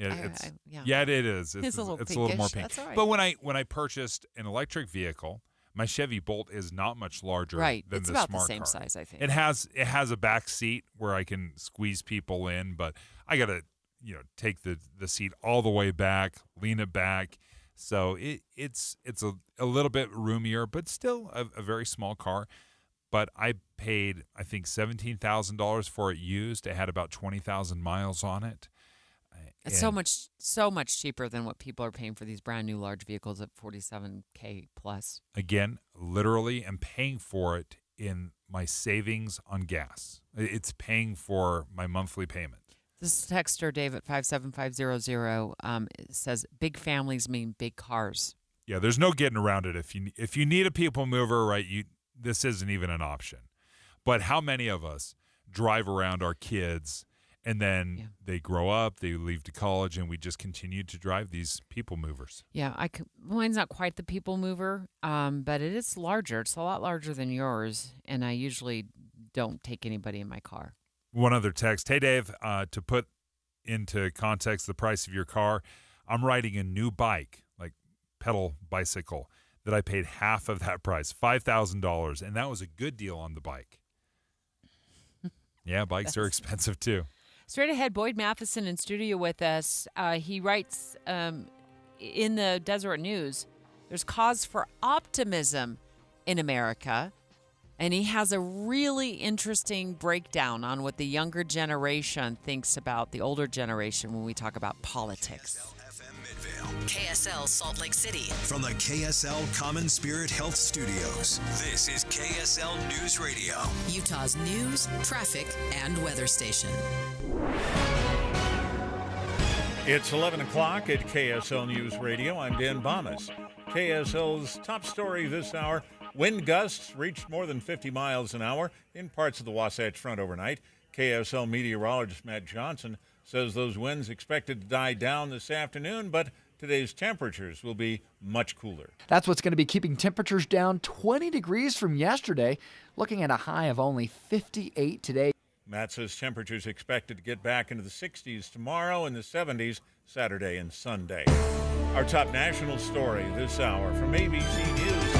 Secretary of State Antony Blinken is in Doha, Qatar, praising that country for its role in helping to bring resolution to the war in Gaza. We haven't yet really determined whether Hamas is prepared to engage, but the next step is getting the negotiators together. Blinken says civilians in Gaza experiencing very difficult conditions every day that the war drags on. Your money at this moment, the Dow Jones average down on the day 187 points, while the NASDAQ right now is up 109. And our KSL weather looks like sunny skies today, but still a lot cooler than yesterday. KSL News Time, 11:01. News doesn't just mean information or dates. It's the story of our local history being told in real time. Be a part of the story. This is Tim Hughes and Amanda Dixon. We hope to be a part of your story. We have you covered on KSL News Radio. Offer not valid in all states or where prohibited by law. Loans are subject to lender approval. See website for details. Meet Brian. He just got $5,000, and it was pretty easy. I'll tell you how in 10 seconds. Brian needed cash help. After being rejected by banks, he tried 27cash.com. Told them how much he needed, even let them know he had bad credit. In minutes, 27cash.com found a lender who deposited $5,000 into his bank account the very next day. If you need cash help, even if you have bad credit, go to 27cash.com. 27cash.com.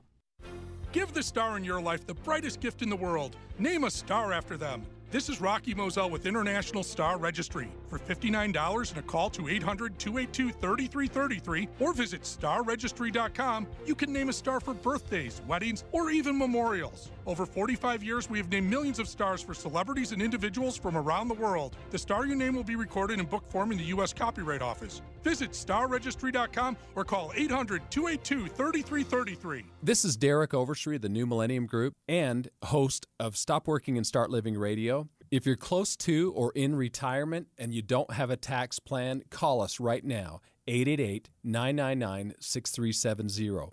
That's 888 888-999-6370. Listen, our country's been spending like never before, and the tax bill is coming soon. If you need an income tax strategy and a financial plan that will get you through the rest of your life, give my team a call, 888-999-6370. That's 888-999-6370. If you want an investment plan that allows you to keep more of your gains and pay less taxes, give us a call, 888-999-6370.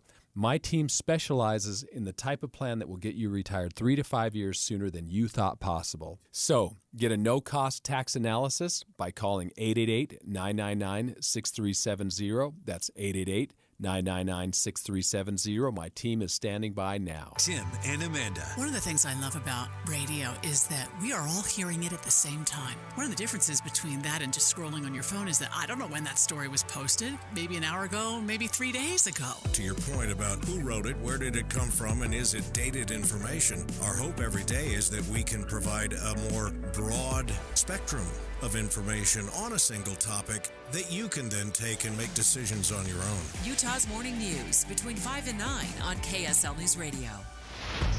Traffic and weather together, brought to you by Sinclair's DinoPay app. Save up to 20 cents per gallon. And here's Mark Christiansen. Well, it's turning out to be a pretty good morning for a drive on I-15 through the Salt Lake Valley. Don't see any problems if you're making your way from the point of the mountain towards downtown or from downtown to the point of the mountain. The traffic's moving well. Eastbound 80 has cleared out from an earlier accident. Looks good all the way into Parley's Canyon and towards Park City. The West Side Belt Route is moving well. It looks like they're doing some pothole coverings here, stopping traffic once in a while, and it looks like around 72nd South, and that whole switch over to go east and westbound on 215 is where they're working at right now. So if you find delays there, that's exactly what's going on. It'll be just stop for a minute, and then they'll let you go. Don't miss Park City Gallery Association's Art Stroll this Friday, 6 to 9 p.m., showcasing monthly inspiration and engaging fall themes. Shop, dine, and get inspired, supporting local. Visit ParkCityGalleryAssociation.com. Mark Christiansen in the KSL Traffic Center. 58 is all we get for a high today, but temperatures rise back into the 70s before they drop again on Monday. No chance of rain until then. And right now, 52 degrees with sunny skies. I'm Dan Bomas from the KSL Common Spirit Health Studios. Listen online at KSLNewsRadio.com. We're Utah's news, traffic, and weather station. Dave and Dujanovic, your morning companions for talk, analysis, and key perspectives on Utah's biggest stories. On KSL News Radio, Dave and Dujanovic have inside sources. Just a fascinating opinion piece that Boyd Matheson co-authored, dropped in the Deseret News this week. We're going to talk to him about it. And the spoiler alert, the section that stood out to me, Dave, in this is how young adults feel when older adults talk to them about politics. I love being an older adult talking to my kids about politics. I don't know how much they love it. No, I think there's a way to do it, and hopefully we can explore positive ways where we can change that narrative, Debbie, where when we bring up political stuff with our kids, it's not a groan, but it's more of a, oh, yeah, let's tell me more. If they even want to talk about it at all, which was another eye-opening moment in this read for me. Boyd Matheson, you co-authored this opinion piece entitled "Cause for Optimism in America" with Sam Abrams. Set the scene for those who don't know who Sam Abrams is, and how you guys sat down, put your heads together, and decided to write about this. This was one of these really fun ones. So Sam Abrams is a good friend of Inside Sources. We have him on pretty regularly. He teaches at Sarah Lawrence College, an all-girls school in New York. He's also a senior fellow at the American Enterprise Institute. So he is in and around youth studies all the time, and it's just one of the great thinkers in the country. And so he said, after an interview that we had, he said, there's some new research coming out from Springtide Research Institute. They've interviewed almost 7,000 young people across the country, all across the political spectrum, all across the economics and the social spectrum and so on. And he said the results are really stunning, and they should give all of us a lot of hope in young people. Now, I know it is so easy to malign the young people, that they're narcissistic. It's all about the selfie. It's the me generation. He said, but they're actually better poised to lead the country into a better future than a lot of the rest of us. So that's where we began this conversation. We went through all the data and then kind of crafted it together into a real cause for hope and optimism. So, and these young people that were surveyed, nearly 6,000, are ages 13 to 25. 25, yeah. They all live in the United States. And on the second page, I mean, you guys really went in depth on this, and I love it because you give so many details and statistics that really support your narrative here.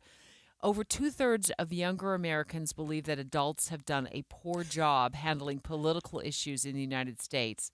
And that's when Dave yells, "Get off my lawn." Get off my lawn, kids. Well, I think we have to look in the mirror and ask ourselves, what have we done to create this for this kind of landscape for the younger adults? That's right. And a lot of it goes to where you started in terms of how we talk to them or at them about political things. At them. And they really feel that. They say, hey, you're not listening. You're not being open-minded. You're giving me your narrative of this, and I want something different. That's the thing that came out over and over and over again, is that they want different, and they don't just believe in different in just kind of an altruistic kind of way or a hopeful way.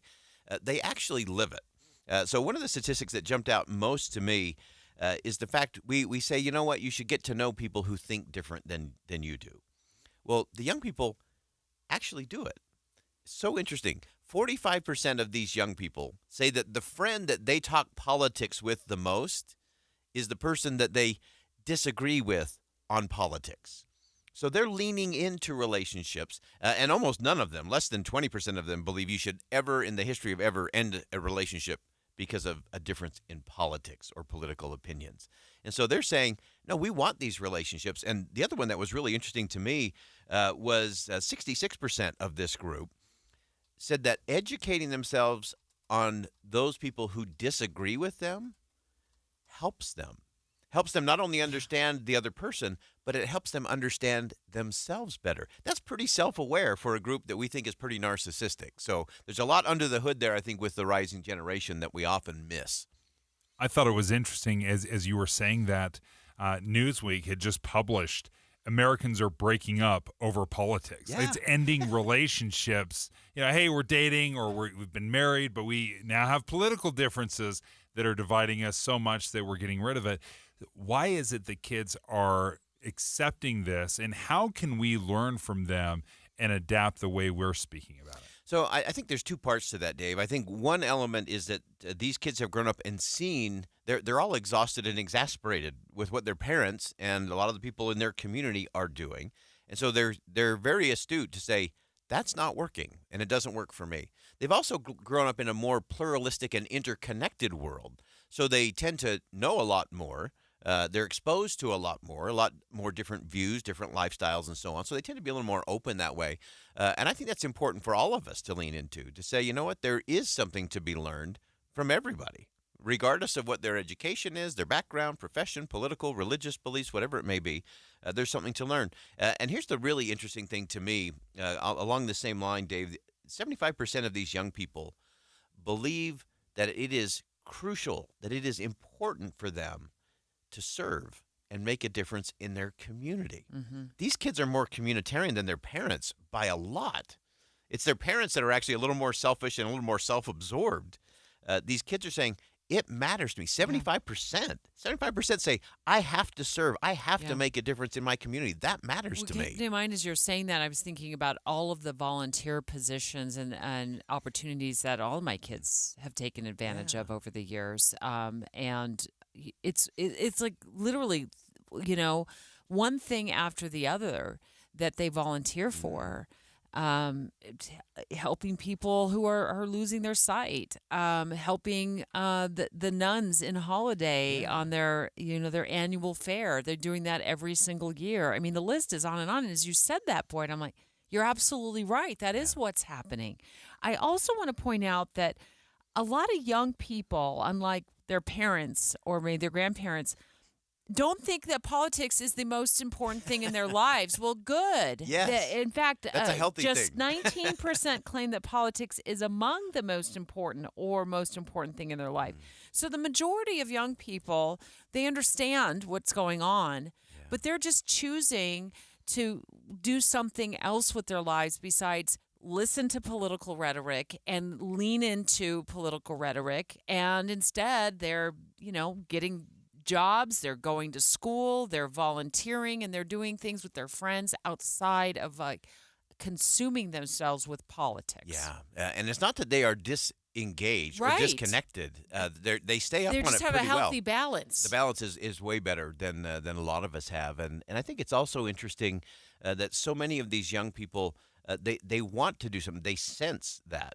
And so that becomes an interesting thing for those who are in positions of leadership and for all of us in our communities and neighborhoods to make sure there's a place at the table for the young people to be part of the conversation, and not just to have a seat at the table so we can tell them how awful it was when we had to walk to school uphill both ways in the That's snow. the conversation that they're sick of hearing, Yeah. right? So they don't just want a seat at the table. They actually want a voice at the table.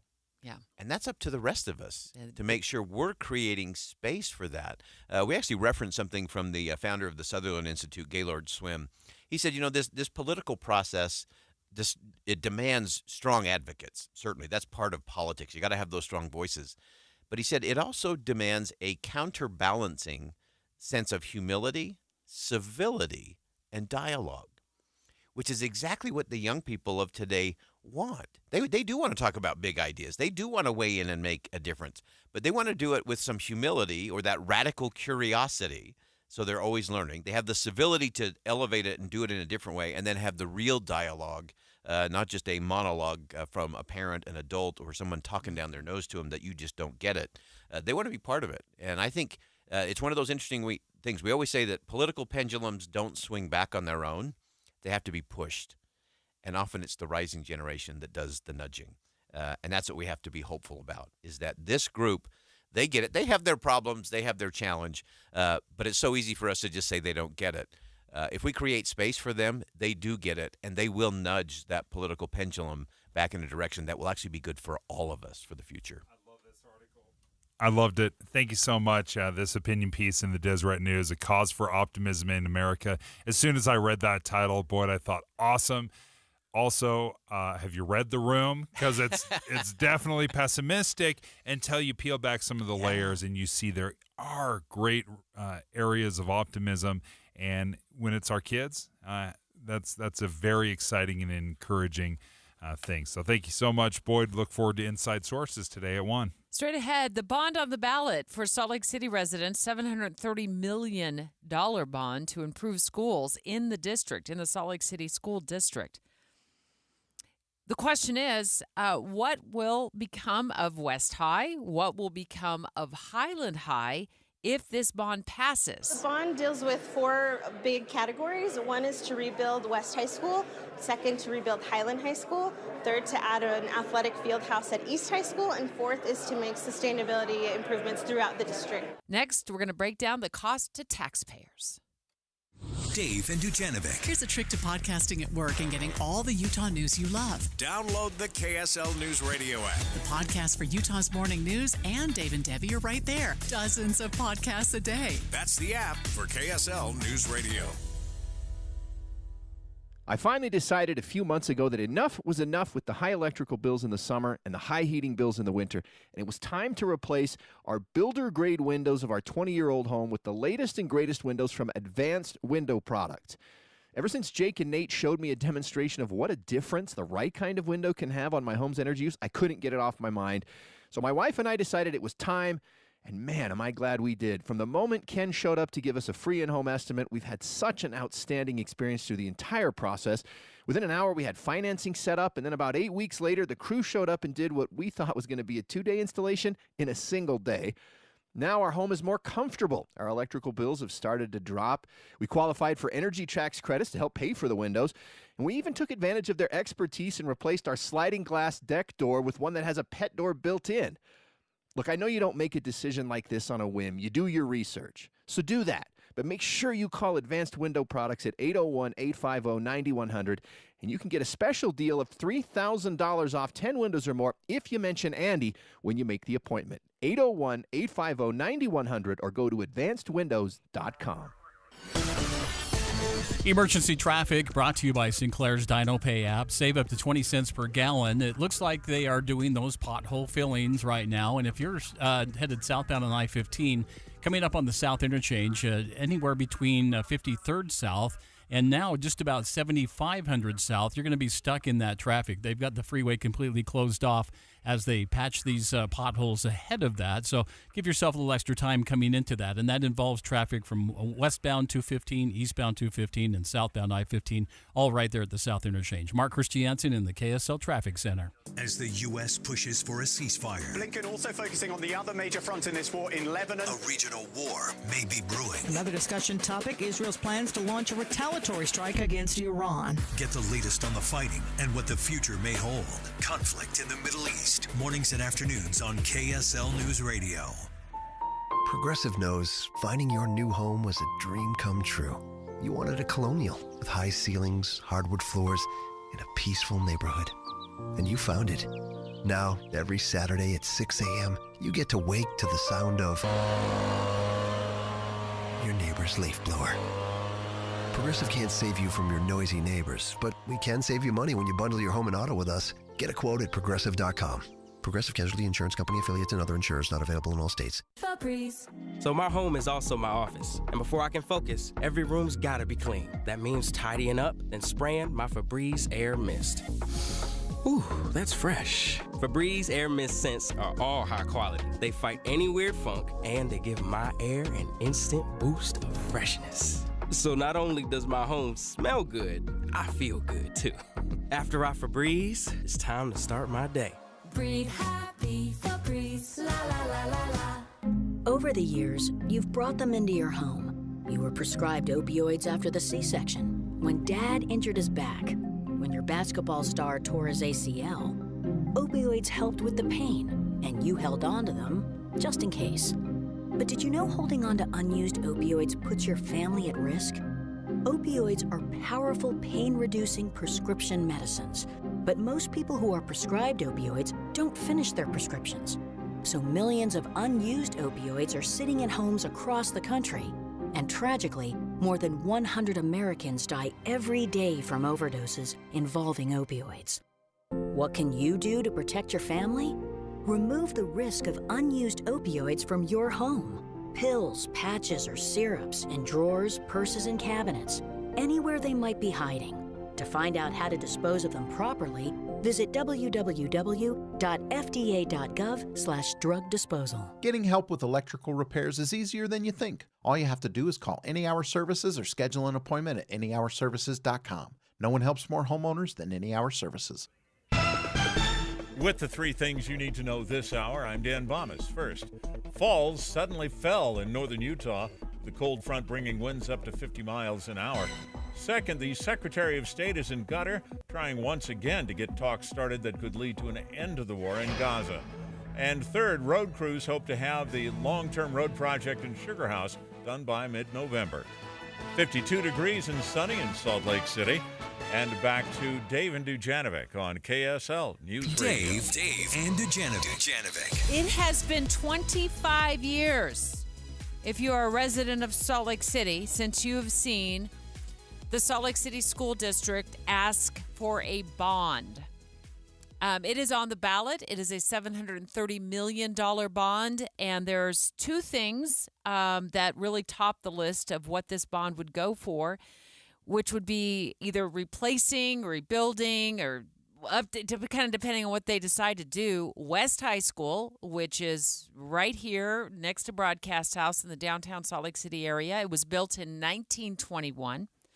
And Highland High on the east side of town on 21st South and about 17th East. Yandru Chatwin of the Salt Lake City School District joining us in the 9 o'clock hour. You walk through Highland High School and the principal can tell you, here's where we get out the buckets when it rains because we know it leaks every year. This room floods with sewage, so here's what we've done to be ready for it. We just know these things will happen. And it's so expensive to keep just putting Band-Aids over these things, which is why we're looking at a rebuild, not a redesign. And now it makes sense why they're asking for $730 million, because that is the largest bond measure, the request in Utah history. And the reason I know that is because back in 2022, the Alpine School District asked for the largest bond in Utah history, and that was $595 million, $135 million less than what Salt Lake is asking for. And you mentioned this is the first one they've asked for in 25 years. That, again, that kind of answers my question, like, how could you ask for so much money? Well, if you haven't asked for anything for 25 years, it makes sense that you would have a big ticket item and big bill.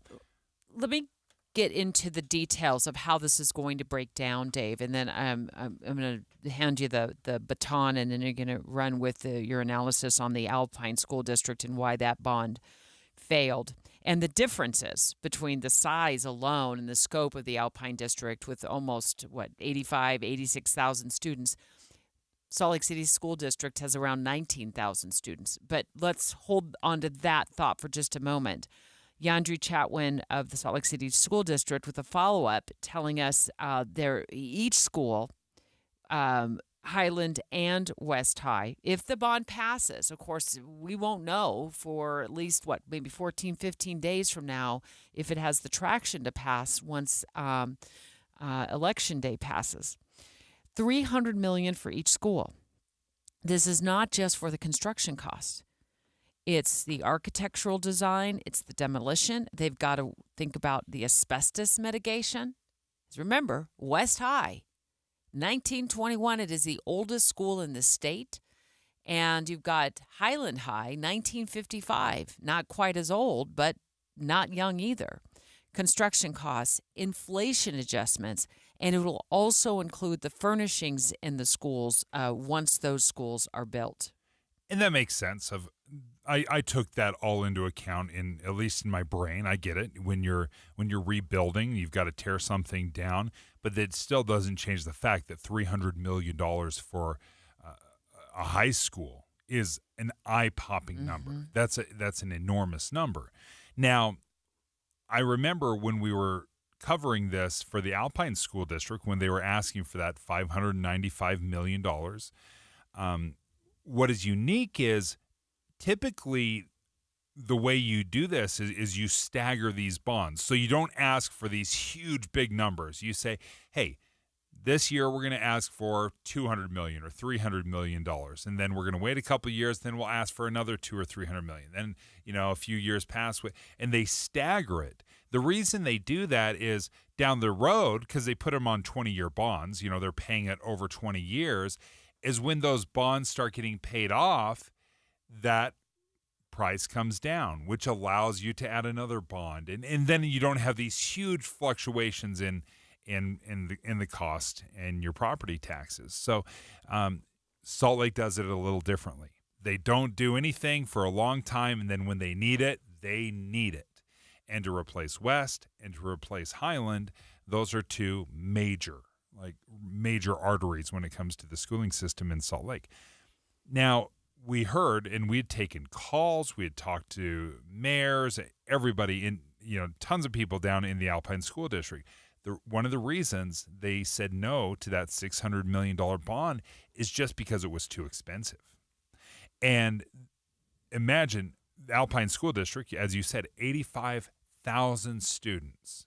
You had people in Orem that were going to be paying for brand new high schools in Saratoga Springs or Eagle Mountain, 40 minutes away.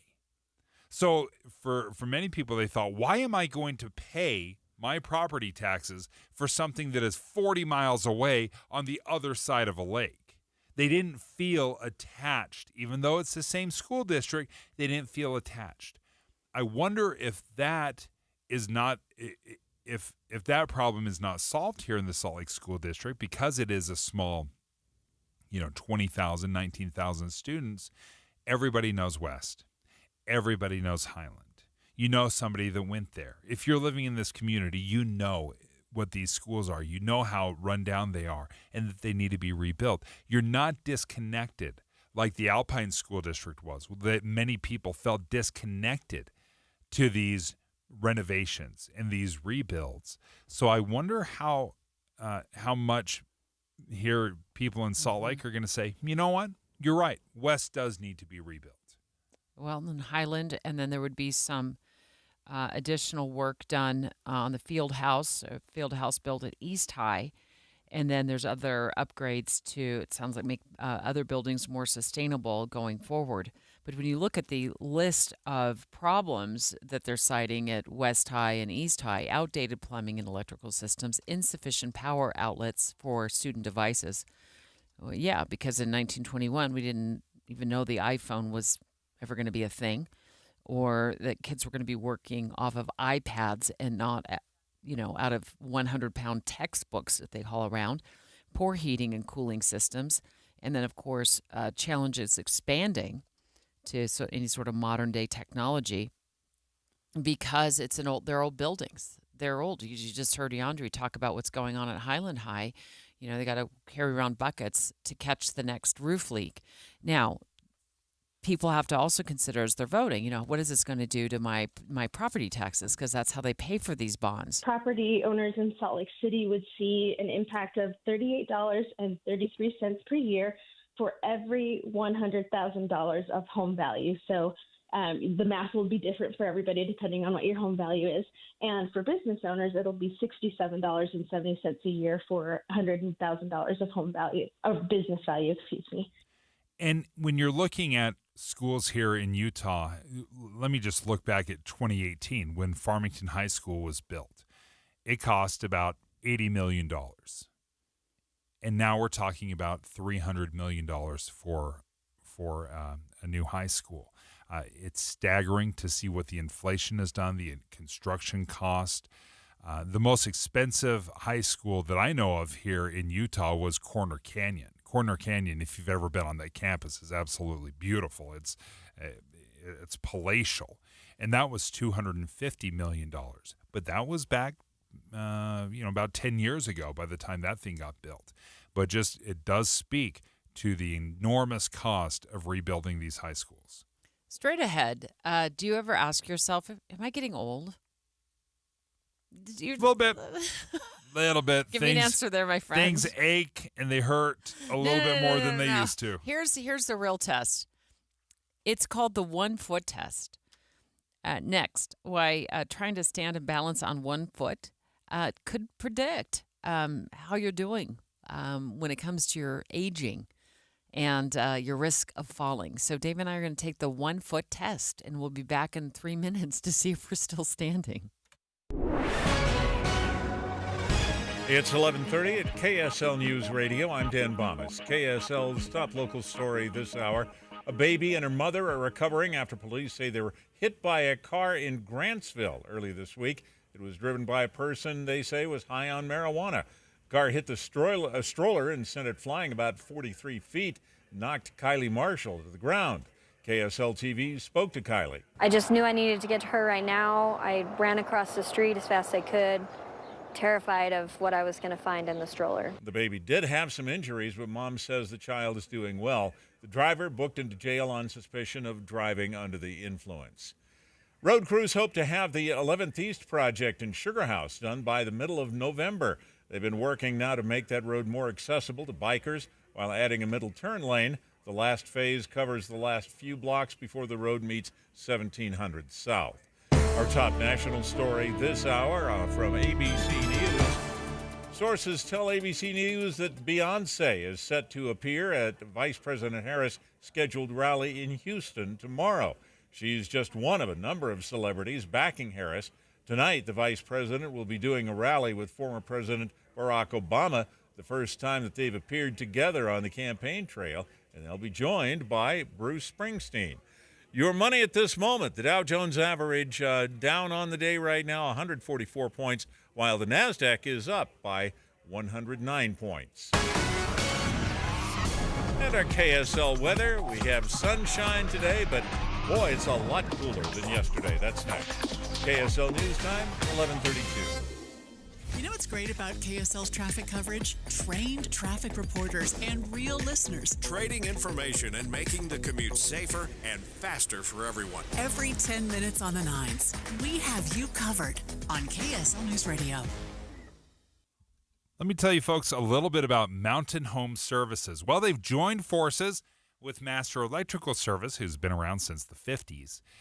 So you've got some incredible one-stop shopping of your electrical needs being taken care of, as well as your HVAC and your plumbing. That's right. When Master Electrical joined forces with Mountain Home Services, it did mean that they could combine all of these great services that they already offered, and now they're adding fireplaces to the mix. And fireplaces is a perfect time to talk about fireplaces.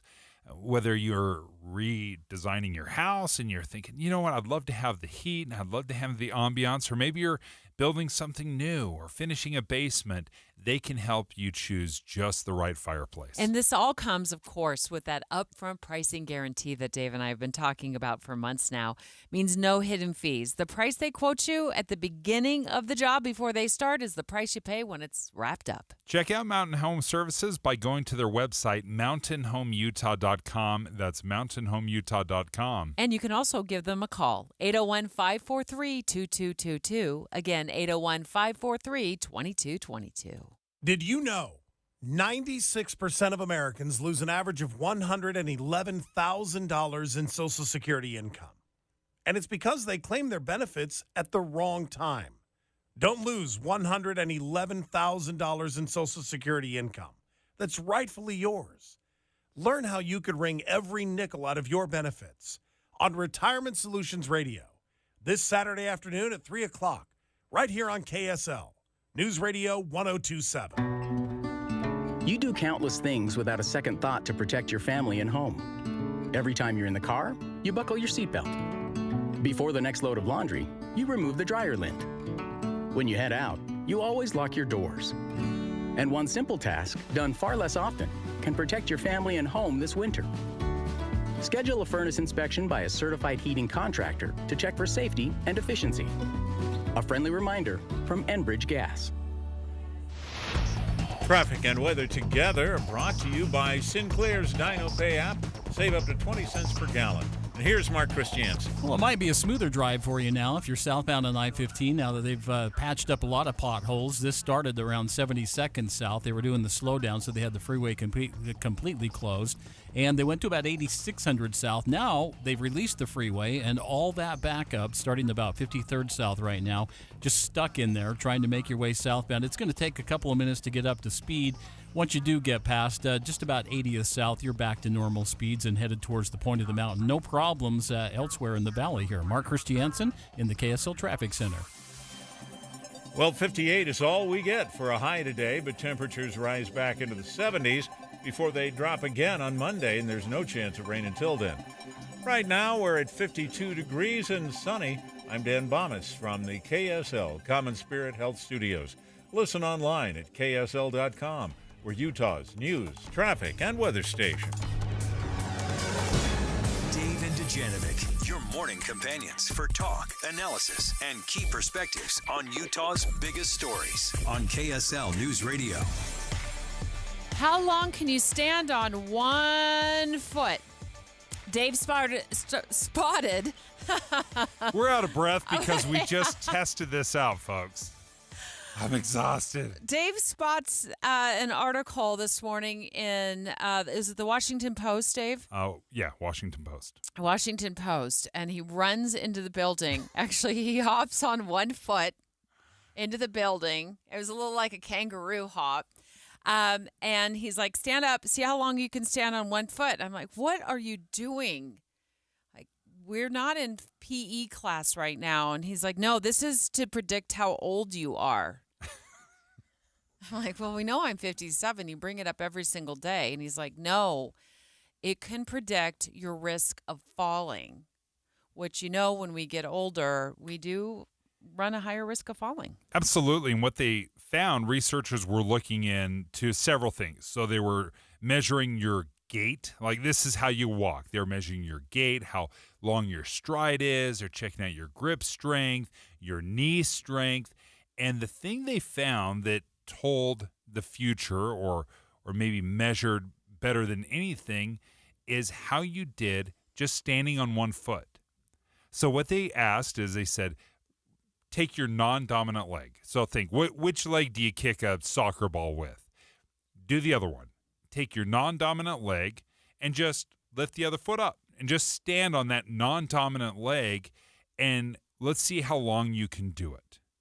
That was the pitch. And so when we were just doing this in the break, you said you have to do it.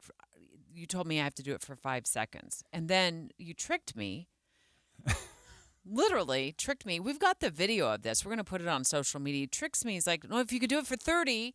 Well, so by then, you'd already told me 5 seconds. So which is it, 5:30, a minute 30? Okay, here it is. If you can't stand on your leg for 5 seconds, you're at risk for falls.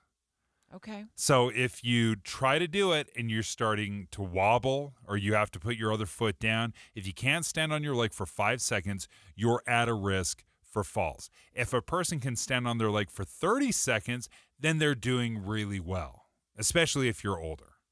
So they said in this article in the Washington Post, more than 1 in 4 people ages 65 and older fall every year. That's according to the National Institute on Aging. And it is the leading cause of injury and injury-related death for older adults. It's absolutely crucial. And I think this is such a great study because it's very easy to determine where you're at. Mm-hmm. And if you take your foot and you lift it and you're standing on one foot and you almost immediately have to put your foot down, then that's worrisome. And you should pay attention to that. So the Washington Post goes on to say, what we know about balance as we age. Our balance comes from several sensory inputs. Our vision, specialized nerve receptors in the muscles and joints, sensitive to movement, and also structures in our inner ear. I did know that about the inner ear because when I've had ear infections in the past, you can I kind of get a little wonky, a little dizzy. So I did know that about the inner ear. And they help us determine our orientation with space. And that as we start to age, what happens is these systems start to degrade. And so that's why if you can stand on like one foot, I guess that kind of now I can't stand on my left foot at all. Do you know what I mean? It's because you're holding an iPad at counterbalance. But sometimes it is like mind over the situation because if I think about it when I'm standing on one foot, then I start to get wobbly. But if I put my mind somewhere else, I literally look like I'm a ballerina. Yeah, no, it matters, right? When you think about it too much, then you don't do as well at it. I think it's important. The numbers really stood out to me. So again, if you're not able to stand on one foot for 5 seconds, you're at more of a risk of falling. So, fracturing a hip, busting something, breaking an arm, hitting your head, whatever it might be. So if you can't stand on one foot for 5 seconds, you probably need to address this on some level. But on average, they were measuring people. They started with some people in their 40s, 50s, 60s. On average, the study's participants could stand on that non-dominant leg for 17 seconds. And for the folks that were over 65, the average was 11 seconds. So 17 seconds was the average, 11 seconds if you're over 65. 5 seconds is the worrisome point. So anything under that. Okay. So there's hope here. How to improve your balance. Let's move on to that. People can incorporate balancing into their daily routines. Now, this is from somebody who's an expert. I want you all to know that if you don't feel comfortable doing this, I'm not the one suggesting you do. This is just what came out in the Washington Post article. Certainly, if you're having problems with balance, you might want to, reach out to a doctor before you try this at home. They said, stand on one leg as you're brushing your teeth. That's actually a little tricky because you start adding a little movement, and depending on how aggressively you brush your teeth, I've seen some people that get after it. And then it's like an earthquake in your head. And then they suggest switching legs halfway through. Balance is crucial on a number of different levels because obviously if you're walking or standing or moving, can you catch yourself if you stumble? That is crucial because if everyone stumbles. It doesn't matter what age, whether you're a toddler or you are in your 80s. Everyone's going to stumble. Are you able to recover and rebalance yourself, or are you just going to go down? Because I know this from experience. Big tree fall hard. Or when you reach to open a door, hold the doorknob and balance for 10 seconds on one leg. Now, this is going to shock you. If you're testing it out and say your balance is not great, if you put one tiny little digit finger on the wall, it will change everything. Like almost zero pressure. But if you are standing on one foot and you balance yourself with just a little finger on the wall, it will increase your ability to stand there exponentially. It's unbelievable how much easier it is. So if you're not there right now, if you can't just stand on one foot and you need a little bit of help, that's a good way. That's a nice little tip that'll help you improve. Do you know what else I do? Is I've been told to try this is to get up out of a chair, or maybe more like a dining chair with more of a hard surface, without holding on. If I can kind of spring out of the dining chair without holding on. Oh, without boosting yourself with your arms? Yourself, and you have had no idea, for the last 3 minutes that we've been talking, I have literally been standing on one leg behind the desk. That's way better than the 10 seconds you did when you started this segment. All right, so at least 5 seconds. Anything more than that's looking pretty good, but this is how they say it's one way to measure your balance and your fall risk as you age. And we're going to put our video, our contest here, our standing contest, our 1 foot contest on social media, so you can check out how Dave tricked me halfway through and said, no, we're going to try to stand for 30 seconds. And of course, then he declared himself the winner. Straight ahead, I am super excited to be one of the judges for this year's chili cook-off. It's the Firefighter chili cook-off. It's in Sandy, and we're going to talk all about what it benefits and how you can get tickets to attend this year's event. Straight ahead. Dave and Dujanovic. A lot of us are filling our workdays with podcasts. When you're working, go to KSLNewsRadio.com. Click on Dave and Debbie's podcast and pick a topic and story length. Podcast with Dave and Debbie. Then get to work with KSL News Radio. Fall is here, and there's nothing better than to sit in a relaxing hot tub when it's cold outside. Hot Tub Factory Outlet and Backyards of America can help you save on your next hot tub. Save a staggering 30, 40, even 50% off MSRP on Sundance hot tubs and swim spas. Yes, you heard right. 30, 40, even 50% off.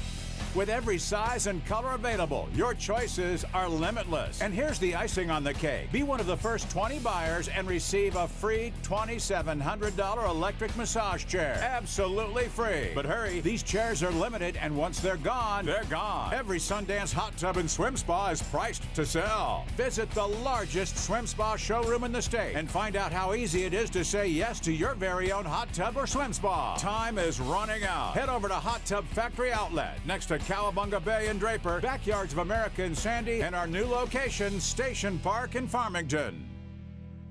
I'm Brian Tedesco, CEO of Blaupunkt Americas, the pioneers of the car stereo. Today, we're not just about sound systems. We are revolutionizing the e-bike scene with Blue Dot Bike. Thanks to AmericanEagle.com, our online presence now features a dynamic e-commerce website that showcases the quality and affordability of our foldable e-bikes. And our collegiate e-bikes, just perfect for the college fanatic. These e-bikes offer a new way to experience freedom on 2 wheels, no matter your age. When we needed a top-notch website to match our cutting-edge e-bikes, we turned to AmericanEagle.com. They made the impossible seem easy, tackling digital challenges like pros. Check out the Blue Dot Bike website to see AmericanEagle.com's amazing work in action.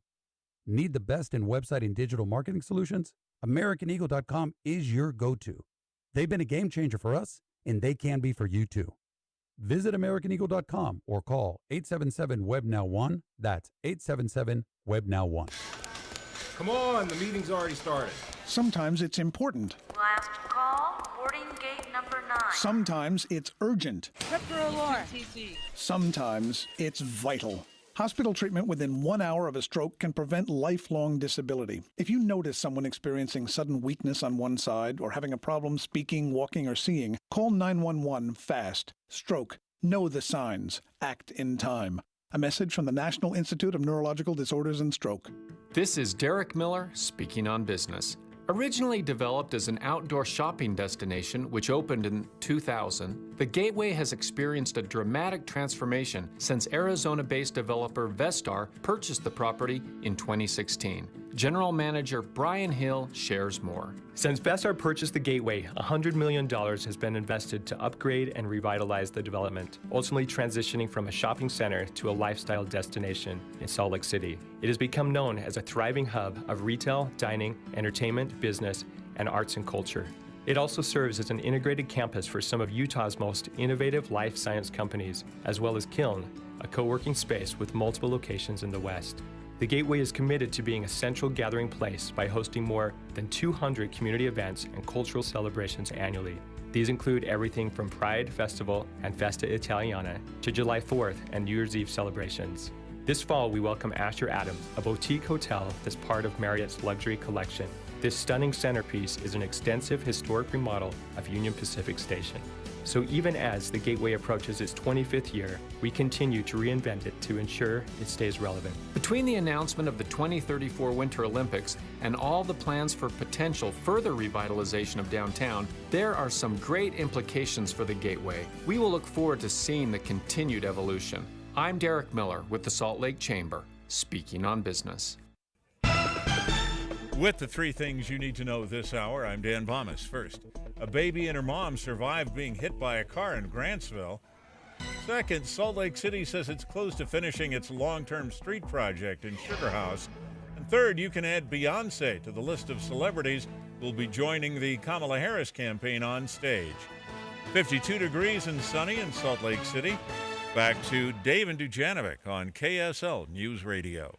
Dave and Dujanovic. I love doing this. I got a chance to do it for the first time last year. I get to be a judge, a taste tester at the annual chili cook-off where firefighters from all over, there's going to be 20 teams this year, will be at America First Field, which is the home, of course, Real Salt Lake, in Sandy for the 12th year of the Utah Firefighter Chili Cook-Off. And we're going to tell you in a moment what it benefits, how to get tickets, and really the bragging rights that are at stake here. As a cop is to donuts, firefighters are to chili. Every firehouse has a chili guy. They can put together the best pot of chili out there right now. So, yeah, the Firefighter Chili Cook-Off is fantastic. Scott Pearson, let's start with you since you are a firefighter. What's going on here? Okay, yeah, I'm with West Valley Fire. I've been doing the chili cook-off for the entire time that we've been doing it. I've been a counselor and staff up at the burn camp. The University of Utah has 5 burn programs going from preschool to adulthood.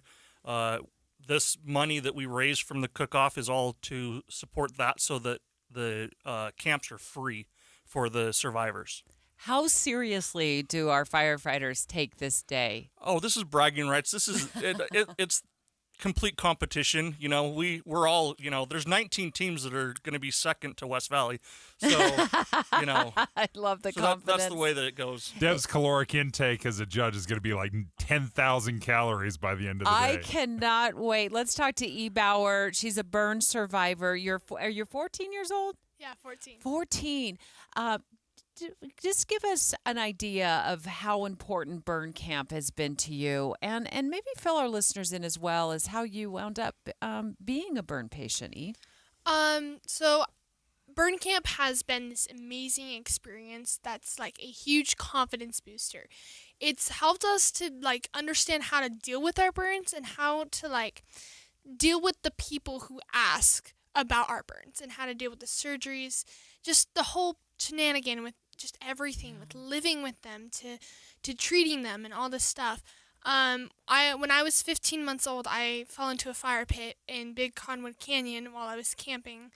I've had 8 surgeries, and it's just been this crazy ride. And as soon as I went to burn camp when I was 8, my life got a whole lot better because I met amazing people, amazing nurses, and volunteers to help me through this experience and how to deal with it. What's one of the things you'd love people to know? Because oftentimes, you know, if you have been burned, those scars are noticeable. What's something you'd like people to know? Is it something that you don't mind talking about, or is it something that's better, you know, to just left unsaid? It really depends on the person, really. For some people, they would love for everyone to know about it, to, in a way, get the attention, as some of my friends say, to be able to have people help them understand that the disabilities that come with it or the challenges. And then there's some people who would just rather keep it to themselves because it's a hard experience because of the trauma that comes with it. Well, you're doing a great job getting the message out and the importance of raising money for burn camp. Scott, what are some of the other activities as a camp counselor that the kids are involved in? And they're adults too, right? It goes clear into adulthood. So we have preschoolers that have a day camp. Then we have Camp Nanama that is for 6 to 12-year-olds. And then we've got a river trip, young adults, and then an adult camp through the Burn Center. They're all to teach. The great thing about these camps is they're also psychological. They go through therapy. They get to be with other burn survivors and learn how to react and feel open and able to be normal, with everybody. People aren't looking at them differently, things like that. So that's the big thing. But along with that, we get to play games, do crafts. Typically, there's a swimming pool around. We do different locations, things like that. So, yeah, it's just a lot of fun activities for the kids. I would imagine one of the things about burn camp that can be so beneficial is you have people on different parts of the journey. Some people that are very new to it and others that have been dealing with it for years. And you see, I would imagine, people being able to come together and say, oh, yeah, I remember when I was going through that like you are. Right, yeah, we've had kids that they're a matter of weeks out of being out of the burn center, so they've just barely gone through the process, to children that were so young when they were burned that they don't even remember the incident. But this is completely to support them and help motivate them, help people like E just become great people that thrive and enjoy life.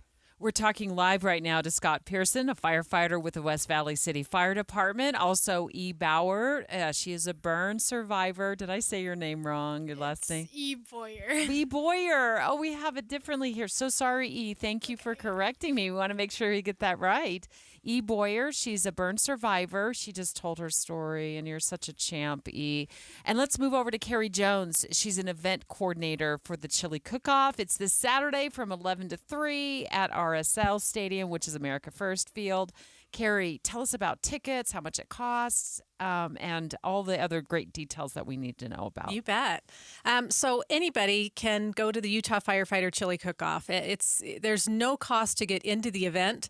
The only thing that you're going to pay money for is the chili and the drinks. We've got root beer floats. We have Moab Brewery, and so the chili samples. We kind of go old school with the way that we pay for our chili. So you're going to buy tickets. Each ticket is $2, and each sample of chili is one ticket. So you'll buy sheets of tickets, and there's 10 tickets to a sheet. We recommend everyone buy 2 sheets, and that way you get to try all 20 chilies. If that seems like a lot of chili, and it would be a lot, each sample is about a half a cup. You can take a date or go with your family and share some of the samples and then decide which ones are your favorite. And then you can purchase some to-go containers. Those are 3 tickets, so $6 each for 16 ounces. Take a bunch of them. Take them home. Freeze them. Eat them later. Eat them throughout the year. It's just a really fun event, and nobody goes home hungry. The things that you can enjoy that are free of charge if you're there at 11 a.m., that's when we kick off the event with bagpipes and drums from the Emerald Society. And AirMed, University of Utah AirMed, will be landing a helicopter around noon.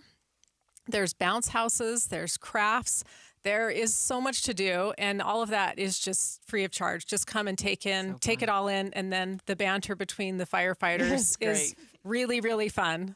I've had some of this chili before, and some houses, I'm not going to say which house, but some guys like to go, like, melt your face off hot. Like, they're going to send a message, AirMed right over here, my face is on fire. It's...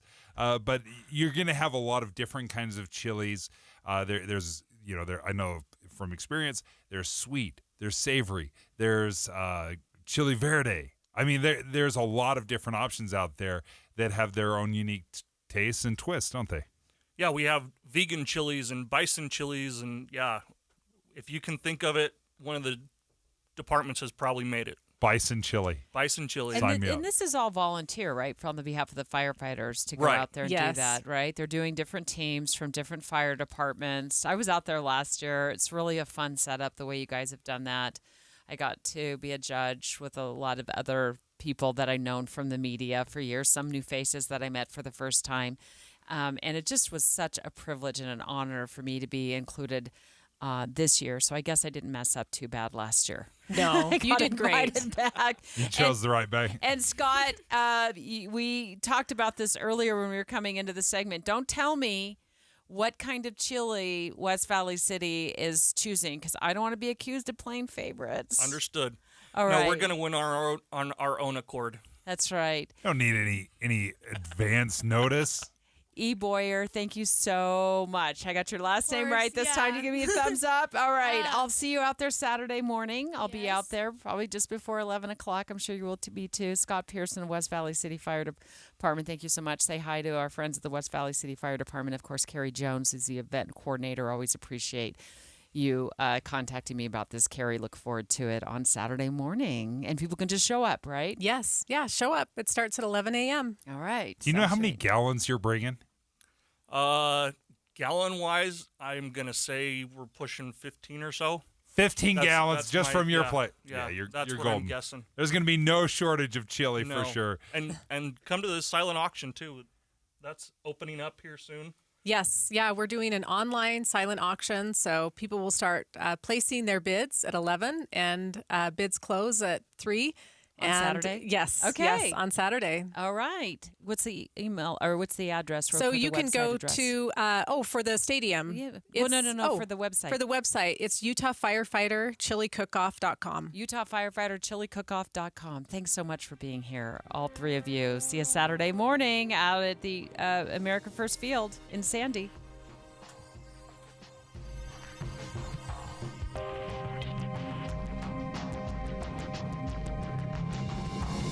KSL FM Midvale. KSL Salt Lake City. From the KSL Common Spirit Health